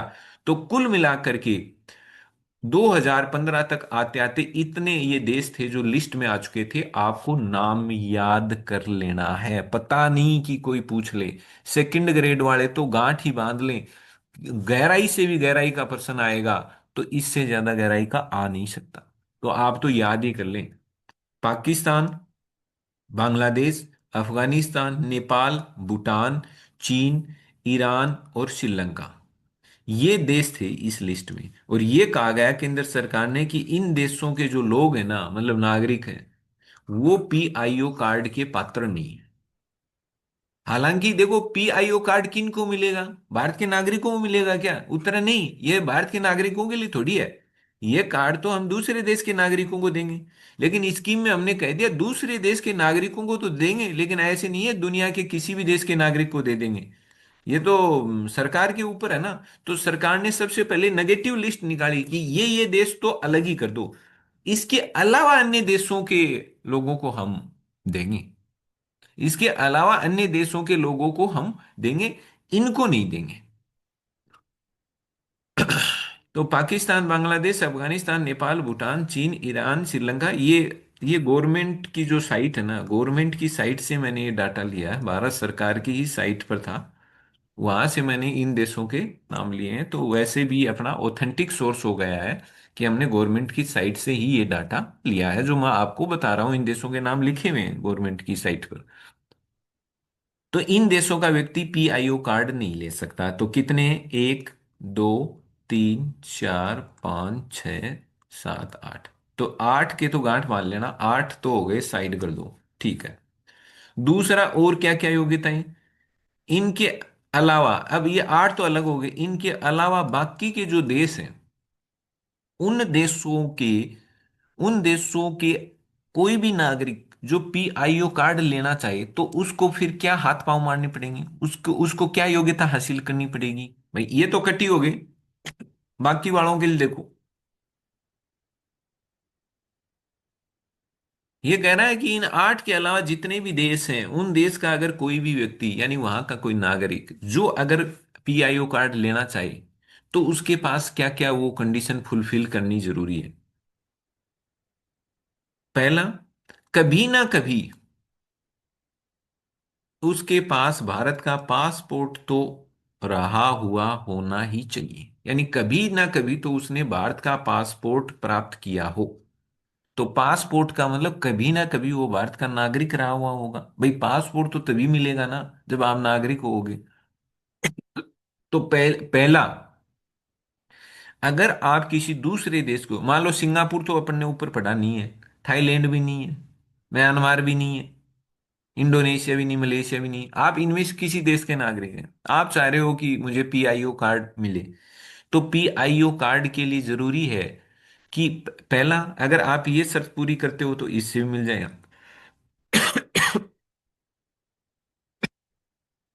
पहला तो ये है कि आप वर्तमान में तो इंडोनेशिया के नागरिक हैं, मान लो, या मलेशिया के नागरिक हैं, लेकिन कभी ना कभी हो सकता है, मान लो 10 साल पहले आप इंडोनेशिया में सेटल हो गए, वहां रहना शुरू कर दिया, वहां बस गए, और वहां अपना कोई आप रोजगार करते हो, काम धंधा करते हो, बिजनेस करते हो, कुछ भी करते हो आप वहां पर, और वहां के आप नागरिक हैं। लेकिन वहां के नागरिक होने से पहले आप भारत के नागरिक थे, 10 साल पहले तक। तो जब भारत के नागरिक थे तो आपके पास भारत का पासपोर्ट था। तो इसका मतलब वो व्यक्ति कंडीशन फुलफिल करता है, तो वो पीआई कार्ड का हकदार हो जाएगा। तो पहला कौन होगा व्यक्ति? जिसके पास कभी ना कभी, ध्यान रखना, कभी ना कभी तो उसके पास भारत का पासपोर्ट रहा हुआ होना चाहिए। कभी ना कभी तो उसने भारत का पासपोर्ट अपनी जेब में रखा होगा, कभी ना कभी तो वो भारत का नागरिक रहा हुआ होगा। या ये पूरी कर दी, काम हो गया। या वह स्वयं,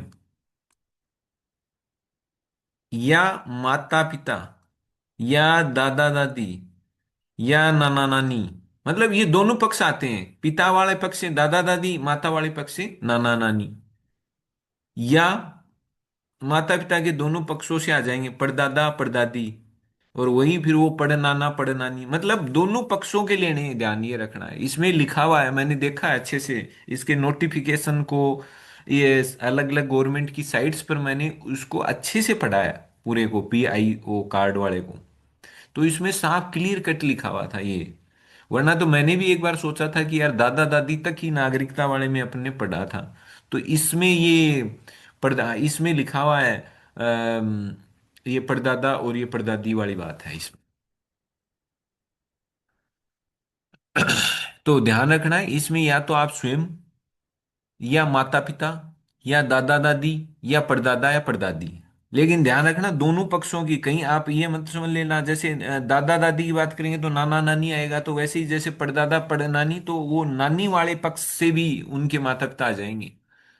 तो आप बस इतना सा ये परदादा परदादी वाला थोड़ा ध्यान रख लेना, कि अगर आप स्वयं, या आपके ऊपर की 3 पीढ़ी, आपके ऊपर की 3 पीढ़ी तक का मामला है, में से कोई भी, खुद हो सकते हैं या आपके परदादा या आपके वो परनानी, यानी माता वाले पक्ष की तीसरी पीढ़ी से भी कोई भी 1935 के कानून के भारतीय राज्य क्षेत्र में जन्मा हो, यानी 1935 का जो भारत सरकार अधिनियम था, उन्होंने उस कानून में जितना भारत का राज्य क्षेत्र घोषित किया होगा कि ये है भारत, भारत में इतना एरिया आता है, तो जितना उन्होंने राज्य क्षेत्र घोषित किया किया था, उसमें वो जन्मा हो।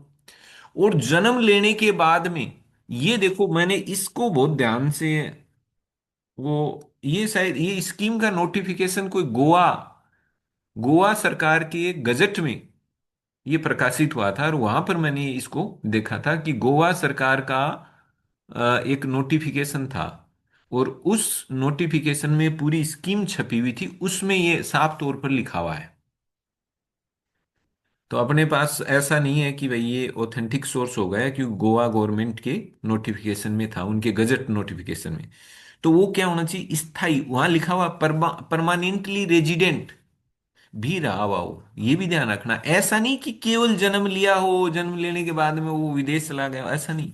जन्म भी लिया हुआ हो और वहां का स्थायी निवासी भी रहा हुआ हो। तो अब वो केवल इतनी सी शर्त दे दे, ये नहीं दे। तो ये भी ध्यान रखना है, या तो वो स्वयं या उसके ऊपर की तीन पीढ़ी, ऐसे ध्यान रखना। माता पिता वाली एक, दादा दादी, परदादा दादी, फिर उधर नानी वाले पक्ष वाले पर आ जाना। उधर की तीन, माता वाले पक्ष से तीन पीढ़ी, पिता वाले पक्ष की तीन पीढ़ी तक कोई भी व्यक्ति 1935 के भारत की टेरिटरी में जन्मा हो, एंड वहां उसमें नोटिफिकेशन में साफ लिखा हुआ है, एंड परमानेंटली रेजिडेंट, वो स्थायी तौर पर वहां का निवासी रहा हुआ हो।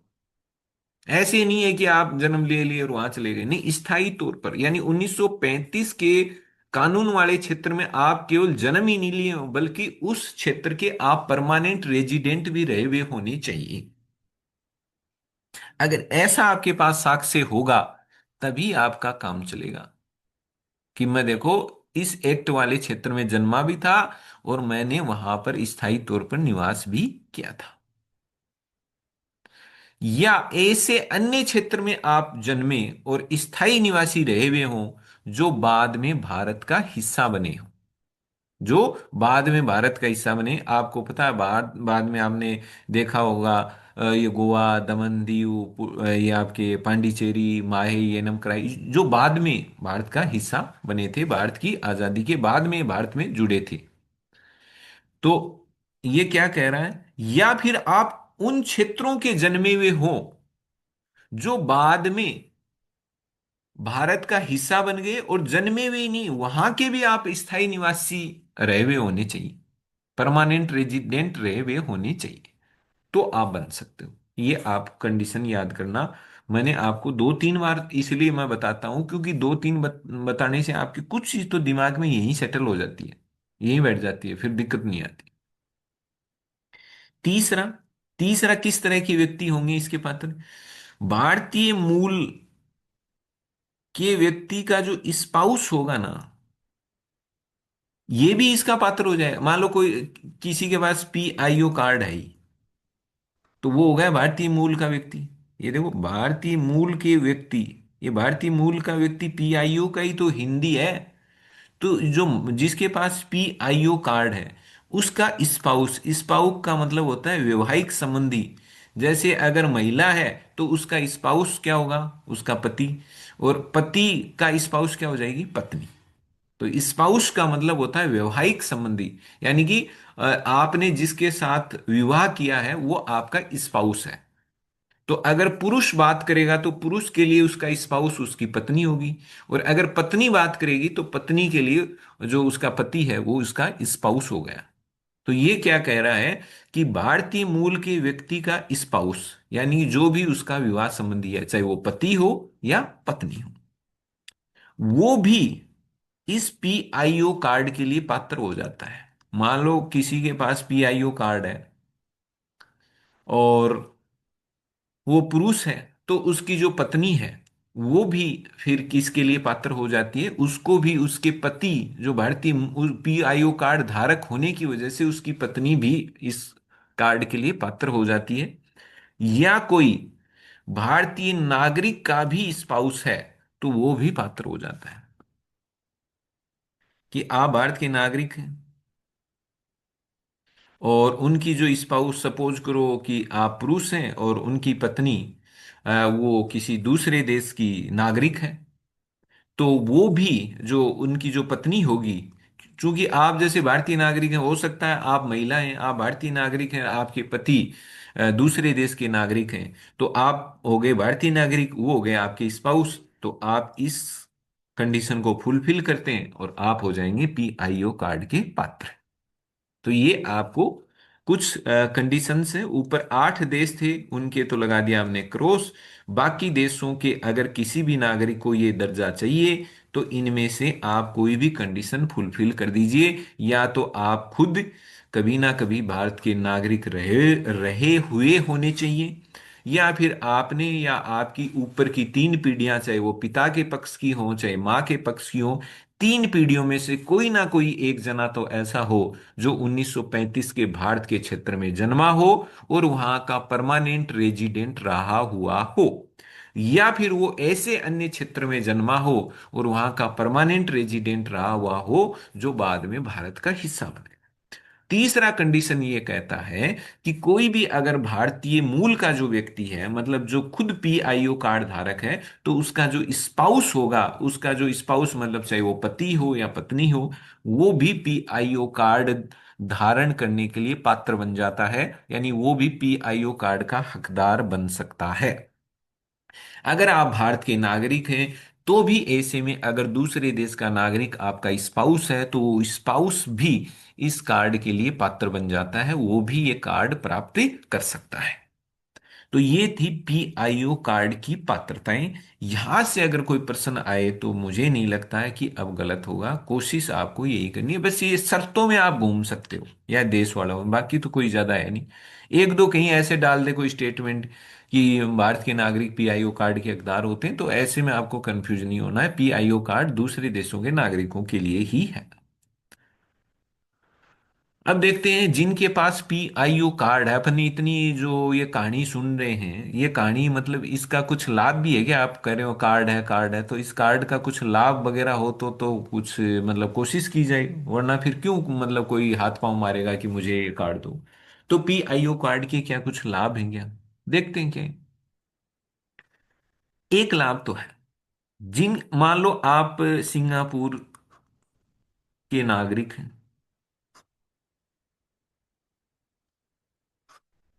और आपको भारत सरकार ने पीआईओ कार्ड दे रखा है, ठीक है। आप कहाँ के नागरिक हैं? सिंगापुर के नागरिक हैं। आपके पास पीआईओ कार्ड है। आपके पास कौन सा कार्ड है? पीआईओ कार्ड है।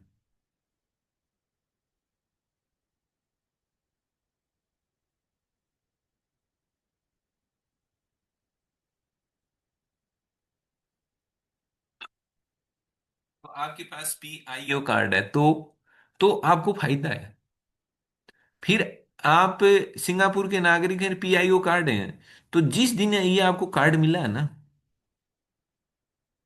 फिर अगले 15 साल तक आपको कोई तो वीजा की जरूरत नहीं पड़ेगी। बस ये कार्ड दिखाओ और भारत में घूम के जाओ, कोई दिक्कत ही नहीं है। यानी जिस दिन ये आपको कार्ड मिला, जारी हुआ, उस तारीख से अगले 15 साल तक बेरोक टोक तरीके से बिना वीजा के फायदा तो ये, वरना हर बार आओ और हर बार वीजा लेना पड़े, तब तो फिर पीआईओ कार्ड का मतलब क्या है? वो तो हर किसी को ही लेना पड़ता है भाई। कोई भी दूसरे देश का नागरिक अगर भारत में आता है तो वीजा तो लेना पड़ेगा। वीजा में लिखा होगा कितने दिन के लिए आया, किस काम के लिए, सब सब कुछ उस वीजा में मेंशन होता है। तो वीजा ने एक तरह का आपको लाइसेंस दे दिया है, जितना वीजा में लिखा हो उतना आप रह सकते हैं, वो आप कानूनी तरीके से निवासी हो जाते हो, वहां पर आपके खिलाफ कोई कार्रवाई नहीं होती। लेकिन वीजा की अवधि के पार अगर आप रहते हो तो आपका वो इलीगल रेजिडेंस माना जाता है। तो अगर आपको वीजा ही ले लेके आना होता तो फिर पीआईओ कार्ड के लिए आप क्यों मतलब परेशान हो रहे हो? तो पीआईओ कार्ड का ये फायदा हो जाता है कि पीआईओ कार्ड मिलने के बाद में अगले 15 सालों तक आप बिना वीजा के भारत में सैर कर सकते हो, भारत की यात्रा कर सकते हो। कोई एक बार फिर आपको से आप वीजा सभी का स्वागत है। अपन बात कर रहे हैं पीआईओ जो कार्ड धारक हैं उनको कौन कौन से लाभ मिलते हैं, उनके लाभों की चर्चा कर रहे हैं। हमने सबसे पहला लाभ देखा जो बड़ा जोरदार लगता है कि इनको बार बार फिर भारत में आने के लिए इनको बार बार वीजा लेने का जो लफड़ा है वो खत्म हो जाता है, इनको बार बार वीजा नहीं लेना पड़ता।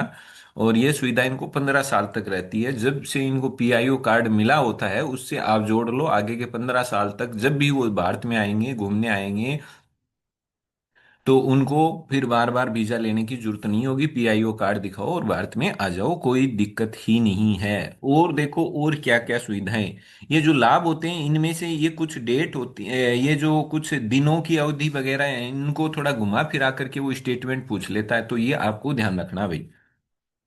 जैसे मैं यहीं अगर आपको स्टेटमेंट ऐसे डाल दूं कि जो पीआईओ कार्ड धारक होते हैं उनको आजीवन भारत में आजीवन बिना वीजा के यात्रा करने की छूट मिल जाती है, तो आपको कंफ्यूजन नहीं होना।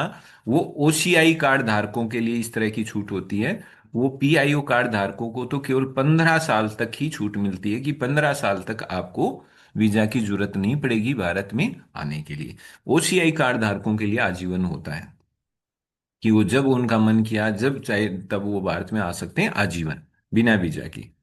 क्योंकि वो एक बार ही उनको वीजा जारी हो जाता है, वो बहुउद्देशीय वीजा बोलते हैं, एक बार जारी हो गया। अब वही जो वीजा है वो उनको काम में आता रहता है, बार बार ऐसा नहीं है कि यात्रा करेंगे तो उनको बार बार वीजा लेना पड़ेगा। तो उनके लिए वो आजीवन छूट वाला। इनके लिए ये है कि 15 सालों तक अगर आपको पीआईओ कार्ड है तो आप 15 साल तक बिना किसी वीजा के भारत में घूमो फिरो, कोई दिक्कत नहीं है। कार्ड धारक जो होता है उसको और क्या छूट है, अगर कार्ड धारक इंडिया में आया और इंडिया में वो 180 दिन तक रहा तो कोई दिक्कत नहीं है। अगर मान लो कोई पीआईओ कार्ड धारक है, वो अपने देश से इंडिया में घूमने आया और 180 दिन तक वो रहा, 6 महीने मोटे तौर पर, तो 180 दिन तक वो अगर यहां रहता है तो कोई दिक्कत नहीं है। 180 दिन तक वो आराम से घूम सकता, कोई दिक्कत नहीं, उसे किसी के पास भी कोई अपना रजिस्ट्रेशन वगैरह अपनी डिटेल किसी अधिकारी को कोई देने की जरूरत नहीं है। वो आराम से 180 दिन तक उसको कोई कुछ ही नहीं करने वाला। किसके पास ये एक FRRO एक अधिकारी है, या इसका नाम FRO भी होता है, इसके पास वरना क्या करता, वरना आपको अपना रजिस्ट्रेशन कराना पड़ता, आपको अपनी पूरी डिटेल बतानी पड़ती है कि मैं इसलिए आया हूँ, यहाँ रह रहा हूँ, इतने दिन तक रहूंगा, पूरा आपको अपना रजिस्ट्रेशन कराना पड़ता है। लेकिन ये क्या कह रहा है, जिनके पास पीआईओ कार्ड होता है ना, वो 180 दिन तक इंडिया में रह सकते हैं, और 180 दिन तक इंडिया में रहने के लिए उनको इस अधिकारी के पास फॉरेन रीजनल रजिस्ट्रेशन ऑफिसर, क्या कहेंगे, फॉरेन रीजनल रजिस्ट्रेशन ऑफिसर, या FRO बोल सकते हैं इसको, FRO का भी यही होता है, foreign registration officers. Foreign registration officers की यानी जो फॉरेन से लोग आए हैं उनका रजिस्ट्रेशन करने वाला ये अधिकारी होता है, या FRRO भी, ये आपको नाम याद करना है।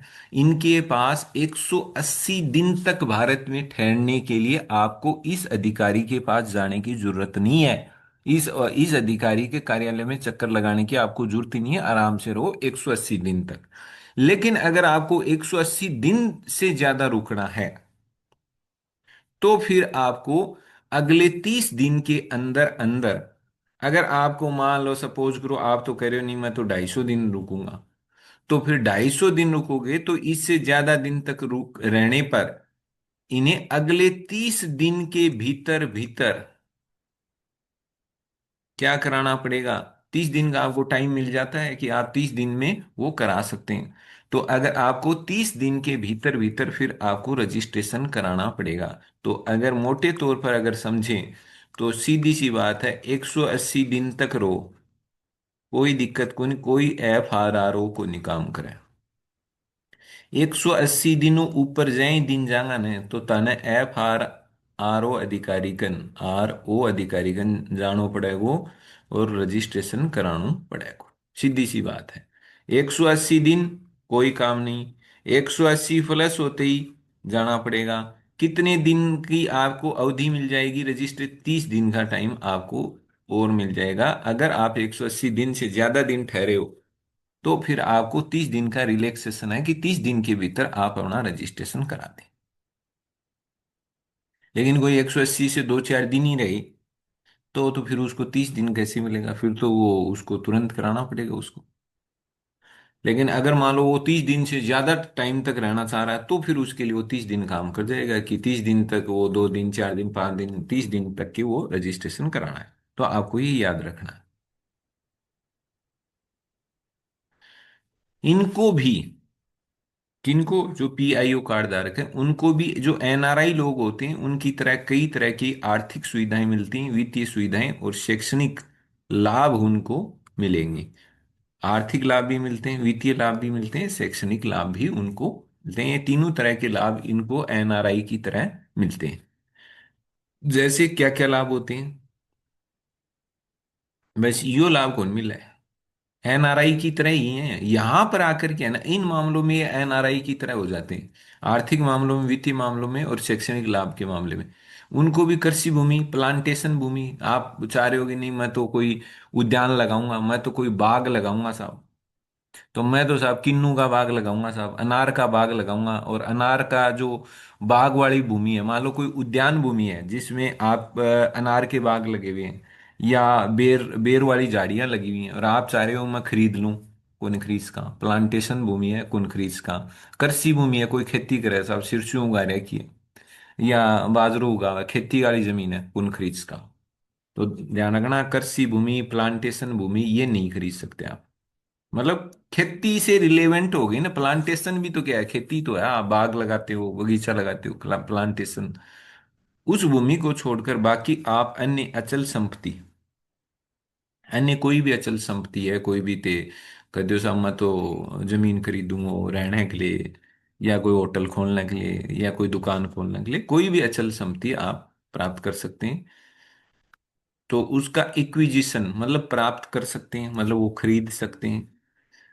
कब्जा बनाकर रखना मतलब होल्डिंग कर सकते हैं, मतलब आपने कोई चीज खरीदी और फिर उस पर आपका अपना कब्जा भी तो होना चाहिए, वो आपके अंडर। मान लो आपने कोई जमीन खरीदी, और जमीन आपने खरीद तो ली लेकिन आपको उसका कब्जा नहीं मिला। कब्जे का मतलब कोई दूसरा है जो उस जमीन पर अपना झंडा गाड़ के बैठा हुआ है, वो कह रहा है ना यह जमीन तो मैं दी कौन, तो कागजों में तो आपने खरीद ली, लेकिन असल में वास्तविकता में भौतिक रूप से आपका कब्जा नहीं है, उस पर तो कोई और ही कब्जा करके बैठा हुआ है। वहां पर और ही है जिसने झंडा गाड़ के बैठा, वो कह रहा है ना मैं तो यहाँ जमीन में पैर ही कौन टेकने दूं। तो ये क्या कह रहा है कि जो कृषि भूमि या प्लांटेशन भूमि को छोड़कर बाकी आप अन्य अचल संपत्तियों को प्राप्त कर सकते हो, खरीद सकते हो। कब्जा बना करके रखने का भी अधिकार है आपका, उस पर अपना स्वामित्व बना करके रखने का भी अधिकार है। उसको ट्रांसफर कर सकते हो, किसी दूसरे को दे सकते हो। उसका निस्तारण, निस्तारण का मतलब होता है किसी और को बेच सकते हो। निस्तारण हो गया ना, आपने उसको बेच ही दिया। निस्तारण, ट्रांसफर का मतलब आपने किसी दूसरे को गिफ्ट कर दिया, ट्रांसफर कर दिया। ये सब आपके पास अधिकार है। तो ये शब्द हैं, ये मैंने इसलिए लिखे हैं क्योंकि ये इस स्कीम के अंदर ये शब्द लिखे हुए हैं बाकायदा नोटिफिकेशन में, कि इक्विजिशन कर सकते हैं, होल्डिंग का अधिकार है, ट्रांसफर का और डिस्पोजल का। इक्विजिशन का मतलब होता है अधिग्रहण करना, प्राप्त करना, खरीदना, लेना। होल्डिंग, होल्ड करना मतलब कोई चीज आपके पास है तो उसको अपने पास बना करके रखना। तो आपने कोई जमीन खरीदी और उस पर अपना कब्जा बना करके रखना, वो होता है होल्ड करना, कि हमारा इस पर होल्ड है, हमारा इस पर अधिकार है, हमारा इस पर कब्जा है। ट्रांसफर, उस किसी को दूसरे को ट्रांसफर करना, दूसरे को दे देना।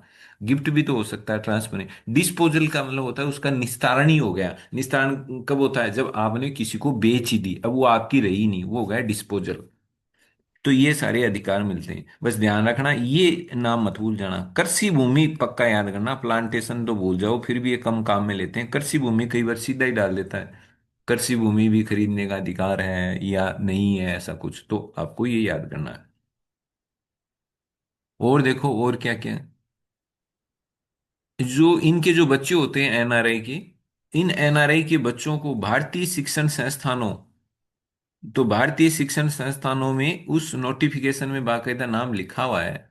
जैसे मेडिकल कॉलेज हैं, इंजीनियरिंग कॉलेज हैं, आईआईटी हैं, आईआईएम है, वहाँ नाम लिखा हुआ है। सरकार का जो नोटिफिकेशन है उसमें इन इन संस्थानों के नाम लिखे हुए हैं कि इनके बच्चों को भारतीय शिक्षण संस्थानों में जो जनरल जो कैटेगरी होती है उसमें एक एनआरआई कोटा मिलता है। यानी कि जो जनरल जो सीटें होती हैं, जिन जो जनरल बच्चों के एडमिशन के लिए जो सीटें होती हैं, उन जनरल सीटों पर एनआरआई बच्चों के एडमिशन का एक कोटा होता है। यानी जनरल सीटों में से एनआरआई बच्चों के लिए कुछ सीटें फिक्स होती हैं। SC ST OBC उन कोटों को प्रभावित नहीं करेंगे। जो जनरल सीटें होती हैं, उन जनरल सीटों में NRI के लिए कुछ सीटें फिक्स होती हैं।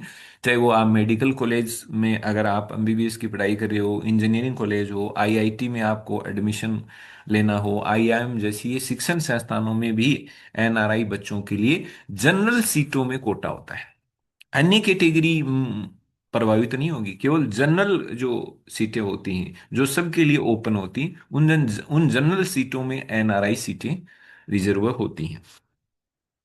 ये भी विभिन्न हाउसिंग स्कीम्स, चाहे वो LIC, जैसे मान लो LIC है, भारत सरकार का है, तो भारत ये LIC की कोई हाउसिंग स्कीम्स है। हाउसिंग का मतलब वो घर, कि हम आपको घर बना करके देते हैं, उसके वो पैसे और वो सब हाउसिंग स्कीम्स, मतलब घर वाली जो कोई भी स्कीम है, या केंद्र सरकार या राज्य सरकार की कोई भी हाउसिंग स्कीम्स है, तो उसका भी ये लाभ लेने के पात्र होंगे। ये लिखा हुआ है कि चाहे वो केंद्र सरकार की कोई हाउसिंग स्कीम है। भाई ये नहीं होते हैं कि आपने सुना हो, जैसे राज्य सरकारें केंद्र सरकारें हैं, उनके पास वो आवासन मंडल एक सरकारी उपक्रम होता है, जो कमजोर वर्ग के जो लोग होते हैं उनको ये घर बना बना करके रियायती दरों पर उनको देते हैं, बेचते हैं। तो वो जो हाउसिंग स्कीम्स ही होती हैं, तो सरकार अलग अलग कॉलोनियां काटती है। आपने सुना होगा सरकार ने ये कॉलोनी काटी है, यहाँ पर वो फ्लैट बना रही है, और फिर वो फ्लैट फिर क्या करते हैं, जो प्राइवेट लोग होते हैं वो तो जो फ्लैट बना के बेचते हैं तो हाई रेट पर बेचते हैं, और जबकि सरकार बेचती है तो उसका मकसद होता है कि हर एक व्यक्ति को मतलब अपना जीवन जीने के लिए एक अच्छा घर मिले, एक अच्छी छाया मिले, जिससे कि वो अच्छा जीवन जी सके। तो उनको जो घर बना करके देगी सरकार, तो उनकी रेट कम रखती है, बहुत ही रियायती रेट रखती है, बहुत ही ऐसी रेट रखती है जिसे हर कोई अ, व्यक्ति खरीद सकता है, हर कोई अच्छे घर का सपना देख सकता है। तो इस तरह की जो हाउसिंग स्कीम्स होती हैं, मान लो कोई सरकारी फ्लैट है, सरकार ने कोई फ्लैट बनाया और सरकार अब उसको बेच रही है, तो क्या ये खरीद सकते हैं? खरीद सकते, चाहे वो केंद्र की कोई हाउसिंग स्कीम्स हो, चाहे वो राज्य सरकार की कोई हाउसिंग स्कीम्स हो, उनका ये लाभ लेने के लिए पात्र है।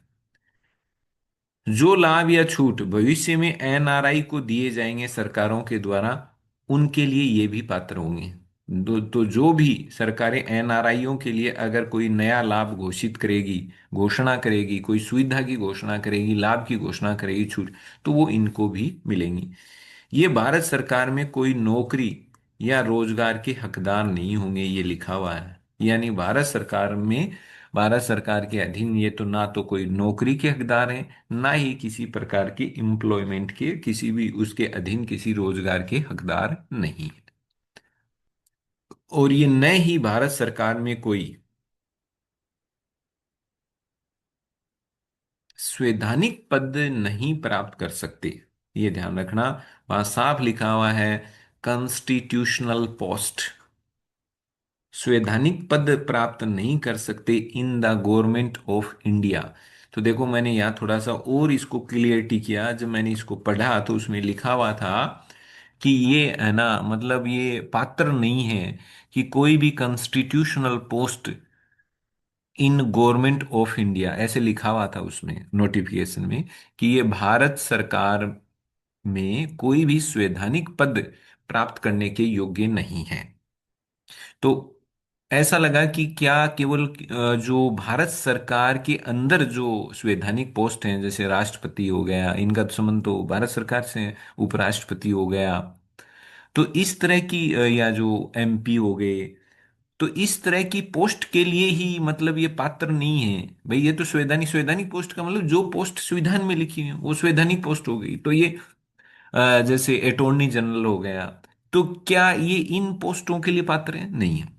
तो फिर डाउट ये आया कि क्या ये केवल केंद्र सरकार से जुड़ी संवैधानिक पोस्टों के लिए पात्र नहीं है, कि राज्य के अंदर जो संवैधानिक पोस्ट है, अब राज्य के अंदर MLA होता है, MLA तो उसमें लिखा हुआ है, विधान परिषद मेंबर होता है, ये भी संविधान में लिखा हुआ है, राज्यपाल की पोस्ट होती है, ये भी लिखा हुआ है, मुख्यमंत्री होता है, ये भी लिखा हुआ है, वहां प्रधानमंत्री है, वो भी लिखा हुआ है। तो क्या ये सारी पोस्टों के लिए, तो इसका निष्कर्ष ये आया कि ऐसा नहीं है कि भाई गवर्नमेंट ऑफ इंडिया की संवैधानिक पोस्ट पर ही ये नहीं लगेंगे, बाकी राज्यों की ये कोई भी संवैधानिक पोस्ट पर लग सकते हैं, ऐसा नहीं है। साफ था, इसका मतलब ही यही था कि कोई भी कंस्टिट्यूशनल पोस्ट है, कोई भी संवैधानिक पोस्ट है, वो इनको नहीं मिलेगी। चाहे वो गवर्नमेंट ऑफ इंडिया की हो, चाहे गवर्नमेंट ऑफ एनी स्टेट, मतलब किसी भी राज्य की सरकार के अंदर कोई भी संवैधानिक पोस्ट हो। जैसे राज्यपाल है, वो तो केंद्र सरकार में काम थोड़ी करता है, वो तो राज्यों में काम करता है, वो राज्य की सरकार का मुखिया होता है, वो तो संवैधानिक अध्यक्ष होता है। तो क्या राज्यपाल बन जाएगा क्या भाई? केंद्र वाला मना करे तो क्या राज्यपाल नहीं? नहीं। तो ध्यान ये रखना, आपको कंफ्यूज नहीं होना है, सीधे लाइन में अगर आप याद रखें तो कोई भी संवैधानिक पोस्ट ये नहीं ले सकते। तो मैंने लिखा हुआ है, अगर आपके ये आ जाए लिखा हुआ ही क्या है, तो लिखा हुआ तो ये है सर, गवर्नमेंट ऑफ इंडिया ही लिखा हुआ है, कि गवर्नमेंट ऑफ इंडिया में ही कोई संवैधानिक पोस्ट, लिखा हुआ तो ये, लेकिन ये राज्य में भी कोई संवैधानिक पोस्ट प्राप्त नहीं कर सकते।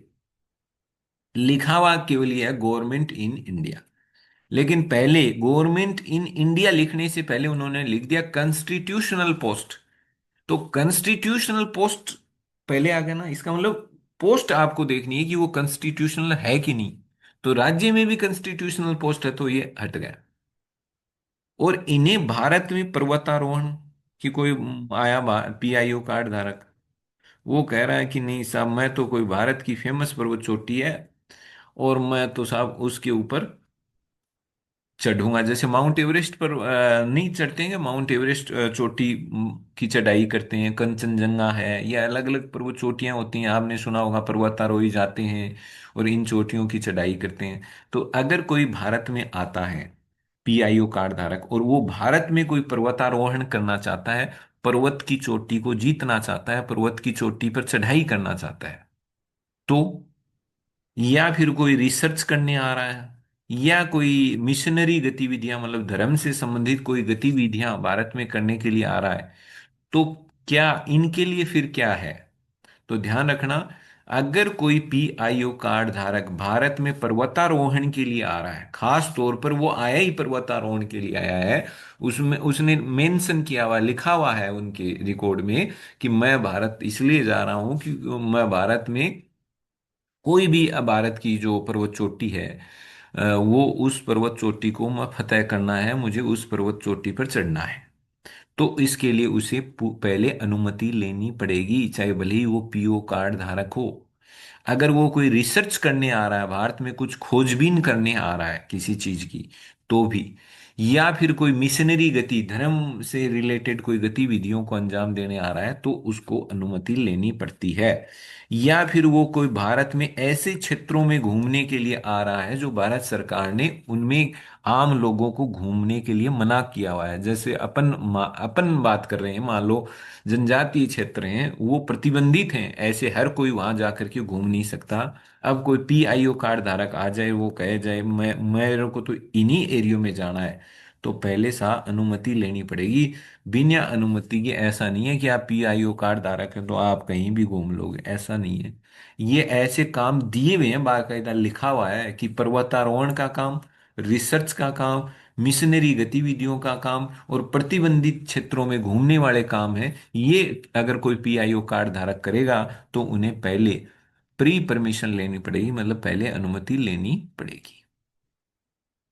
ये हो गया आपका पीआईओ कार्ड, कि पीआईओ कार्ड जो मिलता है तो वो किन किन को मिल सकता है, और कौन कौन ये जिनके पास पीआईओ कार्ड होता है उनको क्या फैसिलिटी मिलती है। तो इसमें जो 180 दिन वाला जो मामला है ना, वो आप याद करना, कि ये जो पीआईओ वाले जो लोग होते हैं, ये 180 दिन तक है ना बेरोक टोक घूम सकते हैं, किसी के पास कोई रजिस्ट्रेशन की जरूरत नहीं है। और 180 दिन से अगर इनको ज्यादा रहना होता है, तो फिर इनको एफआरओ या एफआरआरओ अधिकारी के पास रजिस्ट्रेशन कराना पड़ता है, और इनको फिर रजिस्ट्रेशन के लिए 30 दिन का समय मिल जाता है। ये आप याद कर लेना। और एक वो 15 साल वाली बात आप पक्की याद कर लेना, कि इनको 15 साल के लिए एक तरह से ये अधिकार मिल जाता है कि 15 साल तक आप बिना वीजा के भारत में आ सकते हो। 15 साल तक आपको कोई नहीं पूछेगा, ये इनके पास राइट हो जाता है एक तरह से।